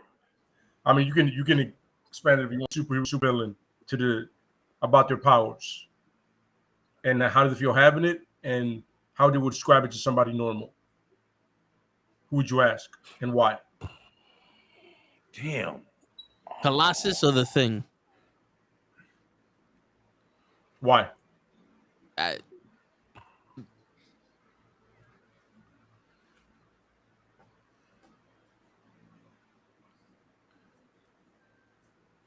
All right, because they're pretty much indestructible. Like, it's one of those things. It's like Colossus can turn it on and off, and the Thing can't. But they're strong and you know it's like Yeah. it's hard to explain. As But I'm saying, like- imagine them explaining it to you though. Yeah, I don't have the specific hero or villain that I would ask, and maybe y'all can help. But I would like to talk to one of the heroes where their power hurts to use, right? Where it's like you know, they were locked up away in some room because they couldn't be trusted with their power, and like every time they use their power, it like hurts them. Maybe I don't know, maybe even like Cyclone. Well, like Jean Grey in the '97 X-Men. Every time she did it, yeah. "Oh, She turns the page. She turns the like, page of a just book. faint for using your powers. Stop using them. You suck at this. like Wolverine, like, you know what I'm saying? Yeah, when he Like, takes his claws out. yeah, but like one of those people where it's like even someone like Banshee who just like who needs to learn to just kind of like someone who I want someone who's reluctant to the power, because someone who just like even like Rogue, you know what I'm saying? Rogue, yeah. She's Even like the Rogue, go-to like someone who just fuck, I do anything to not have this. Someone who just doesn't get accustomed to it, you know? Even It's Banner. Even yeah, Banner. he's just someone who's like in pain to do it, but it's just kind of who they are. I kind of like the Rogue answer, because damn, can you imagine the sad stories just hearing her talk about like, you know, not being able to touch her loved one? That's probably rough to hear. Yeah. Damn, I also picked two sad ones. Please. I would want to talk to the hero first. We mentioned him before, but this is Marvel's Forget Me Not. This is the one X-Men that literally his power is nobody fucking remembers him the minute they turn from him. And I want to know what kind of mental toll that takes. Like, how does he deal with the fact that he's there and his own power is generating the fact that nobody ever remembers him? Wow. No. And the other one is Ra's al Ghul. I want to know, again, what the mental ramifications of using that Lazarus pit does. Like how he's changed mentally from the first time he dipped in it to the last time he dipped in it. That's a good one, Cap. That's good. That's good. That's a really good one. Yeah. And on that note, well, Ray gotta go. oh yeah, my bad. Mine, I was thinking just to be a dick. I was like, let's ask Batman what his power is. And on that note, I'm wealthy. low hanging fruit, bro. Yo, listen, wouldn't you want to know how it feels to have billions of dollars and to be able to wake up in Peru and then go back to and go fight the Transformers and have all the money? Speaking, show that line was cute. It wasn't too cute. But speaking of Batman and the horrific show that was The Flash, Ben Affleck Batman, the first 5 minutes of that movie was aces. That chase scene is great. That was great. So far, he's the longest tenured Batman. He had the most movies and the most appearances. Bro, I mean, I think Michael Keaton's been Batman since 1989. So well, I mean, like he's been in the most movies as Batman and never had his own solo movie. Yeah, So he was basically just Batman and Spider-Man. Yeah, he was. He was. Make no mistake. Yo, that scene in the car, that was all Batman when he's on some. Yeah, dude, that's Batman. Make no mistake. I love Ben Affleck, but like, scrap it all. Take Gal with you if you have to. Well, she left. She was like, all right. Oh, my she's going back to contractual the Fast and the Furious. You know the thing. Michelle Rodriguez is tired of. No, that's MCU. Yeah, I love Gal. I'm always gonna love Gal. You know what? You know what the crazy shit is? For her to go, how many can they make? Hundreds. They can literally make hundreds of movies. How many characters are there? Yeah, you can only make one Fast and the Furious. Everything else is not Fast and the Furious. It's Dominic Toretto. Sorry, this Fast and Furious movie has only made more money than Tokyo Drift and the first original Fast and Furious movie. So as much as you want to say that people are getting tired, and how many of these comic book movies, your fucking franchise is running pretty fucking thin as well. Yeah. It's running Well, it almost on doesn't- empty. Yeah, it doesn't help when right before the good movie. sailing. And on that note, That was good. That was Yeah, good, it doesn't help that right before the movie releases, fucking Vin Diesel goes, "Oh yeah, we're gonna make this last movie into 28 parts." Get I the have not- female I have not- spin-off, the little I kid have not spin-off. watched. Yeah. I haven't Yo, watched. I didn't the know they Fast had a and Furious cartoon on solo. Netflix. Yeah, and that I know I that.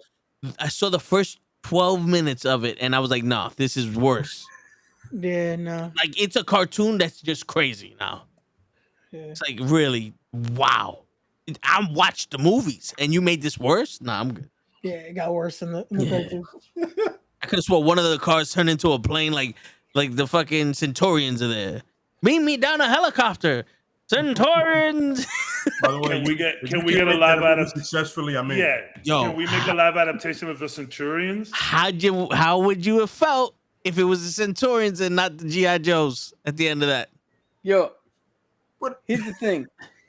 Your fucking hypeness of, oh shit, Vic, you gotta see the end credit, and then Cab's face had me going in there going, okay, fuck all the movie shit. This end credit's about to blow my mind. And then he literally just pressed the thing on the wall and it opened up and he looked at a car and I was like, that was it? Okay, yeah, but that's the thing. The thing was that whether you critically analyzed it and make yourself hate it, it's still pretty cool. No, he popped for it. He popped for it. I was expecting something more based on the hypeness that Vin had and your reaction to his saying it. I was reacting to who they showed, not how they showed it. So that's my bad. Okay. Because I was reacting to, because I was just shocked. Like, I didn't know this is where we were going with this. Like, what? Like, I didn't know. Yeah. I mean, everyone's MCU now, right? Everyone's doing crossovers. Yeah. Everyone's doing multiverse. So I was like, oh, like, it wasn't, like, he wasn't explaining to me Because the scene. He was explaining who showed up or what was said or whatever. You know, it's funny. The whole time I'm sitting there, I was like, all right. The minute he said not CIA, I'm like, I think this is where the Joes come in. Okay. And then as soon as he got up, the picture he touched said real American hero. Uh, I was like, okay, so I know it's the G.I. Joe. So Wow, I didn't even see that. Yeah, it said real American hero on it. And I was like, what are we going to see when he opens this thing up? And I shit you not. I was like, I don't know what the fuck I'm looking at. And then I was like, you know what? Flip the card. Because that's the only thing he gave you. He flipped the card. It had the symbol. And then it faded to black. And in the moment, again, the movie is not bad. If you want to go see the movie, it's an enjoyable time. But as soon as I left, and the little kid in me fucking, stepped away and fell the grown-up asleep. came back, Yeah. I was like, wait a minute. And you know what it Solomon is? Grundy. The grown up came ready to go to work. Like, oh, fuck this. No, But let me it's like, tell you why you're wrong. I put it to you like this, and this is a bad analogy for me to make because of the shit that I like, but it's like the first time you're ever gonna see boobs, and then the girl's a little bit flat chested. You're like, I still saw boobs, but that's what you got. That's Boobs are boobs, man. Especially when you're 14. Word. When you're 14, boobs are boobs, bro. Yeah, when you're 14, boobs are boobs. Yeah. But when you're 30 something and Yeah. she came into the club like this, and you went home and she deflated. Then she pulled the don't be a menace. Oh no, Why I'm gonna would you get say you it's just sucker. a bad analogy? It's the best analogy you could have Yeah, made. that is. But Yeah. So good. Well, he bad doesn't for speak me like because that. I kind of like the smaller, natural look. I hear that. Yeah, it's a I'm gonna get you sucker. I don't really have 12 inches. Oh well, I don't have these nails, these boobs, this leg, this ass. Ain't nothing about you real, but that's nowadays too. So there you go. That was good stuff. true. It's been a pleasure, as always. All right, real quick before we go, would you have received it better if you didn't? I don't think he saw our. No, yeah. Would you have received it better if you didn't see our excitement?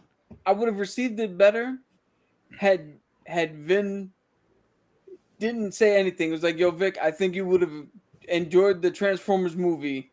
Go see the movie. Never say anything about the end credit. And then again, Cab's.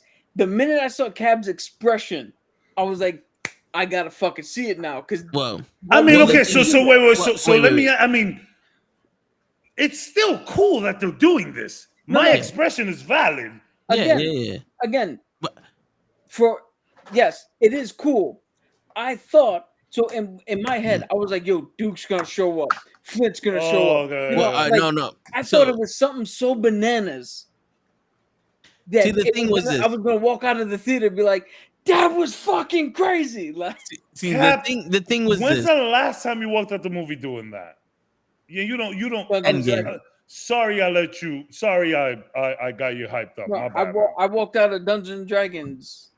Like, yo, that shit would, dude. Well, I know you guys don't understand what this is, but when he fucking counterspelled the shit, and it was revealed that, oh no, I figured it out.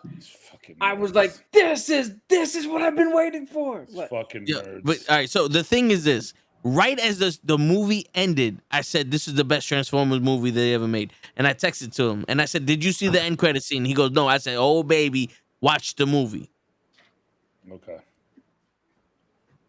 Gotcha. Yeah, so well, I'm my bad. I just thought I was like, I was so taken away by like, damn, they're really linking franchises like this. What? You know what's funny?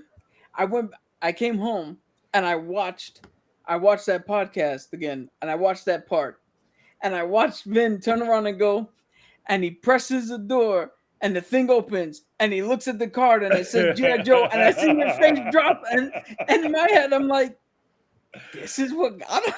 That's like, funny. what? That popped us. Like I was like, Nah. No. I mean, No, well, also I the think week before. I think it was still cool. Like It's whether still you cool. It's received crazy it cool. No, in a again, way or not, the idea of it's cool. Again, yeah, 100%, it is cool. yeah. But again, this is me bringing extra shit into it. I came in like, yo, if these two guys are telling me that this is a must watch, then I didn't say it was a must watch. I didn't say anything. Well, that's how I interpret it. Yeah, that's my bad. That's Again, my bad. no, this is on me. Yeah. I gotta go watch. I'm gonna watch it. I think I could get a Flickster account. I'm gonna watch it. I should have watched it this weekend with my boy. They're doing he the was crossover. G.I. Joe and Transformers. Yeah, Supposedly, This is going to be amazing because they can't get a Snake Eyes movie right. I can't wait for this shit. Here's the thing, though. I gotta ride out though, fellas. Yeah. I gotta. This movie, I'm gonna say this real quick. This movie has a definite possibility of being more Mortal Kombat. This new Mortal Kombat, because I think we're gonna see through the eyes of Nick Diaz a fake character who's not in any part of the shit, leading us into motherfuckers we should know and should be following. So just be aware of that. Oh, he's gonna be And on that note, the new Duke. They got it connected somehow, I guess. But yeah, on that note. Yeah, on that note, ladies and gentlemen, it's your friendly neighborhood knucklehead signing out, and show fucked it up for everybody. Cap just gave me nightmares with that. I'm gonna have bad dreams tonight. I'll see you later.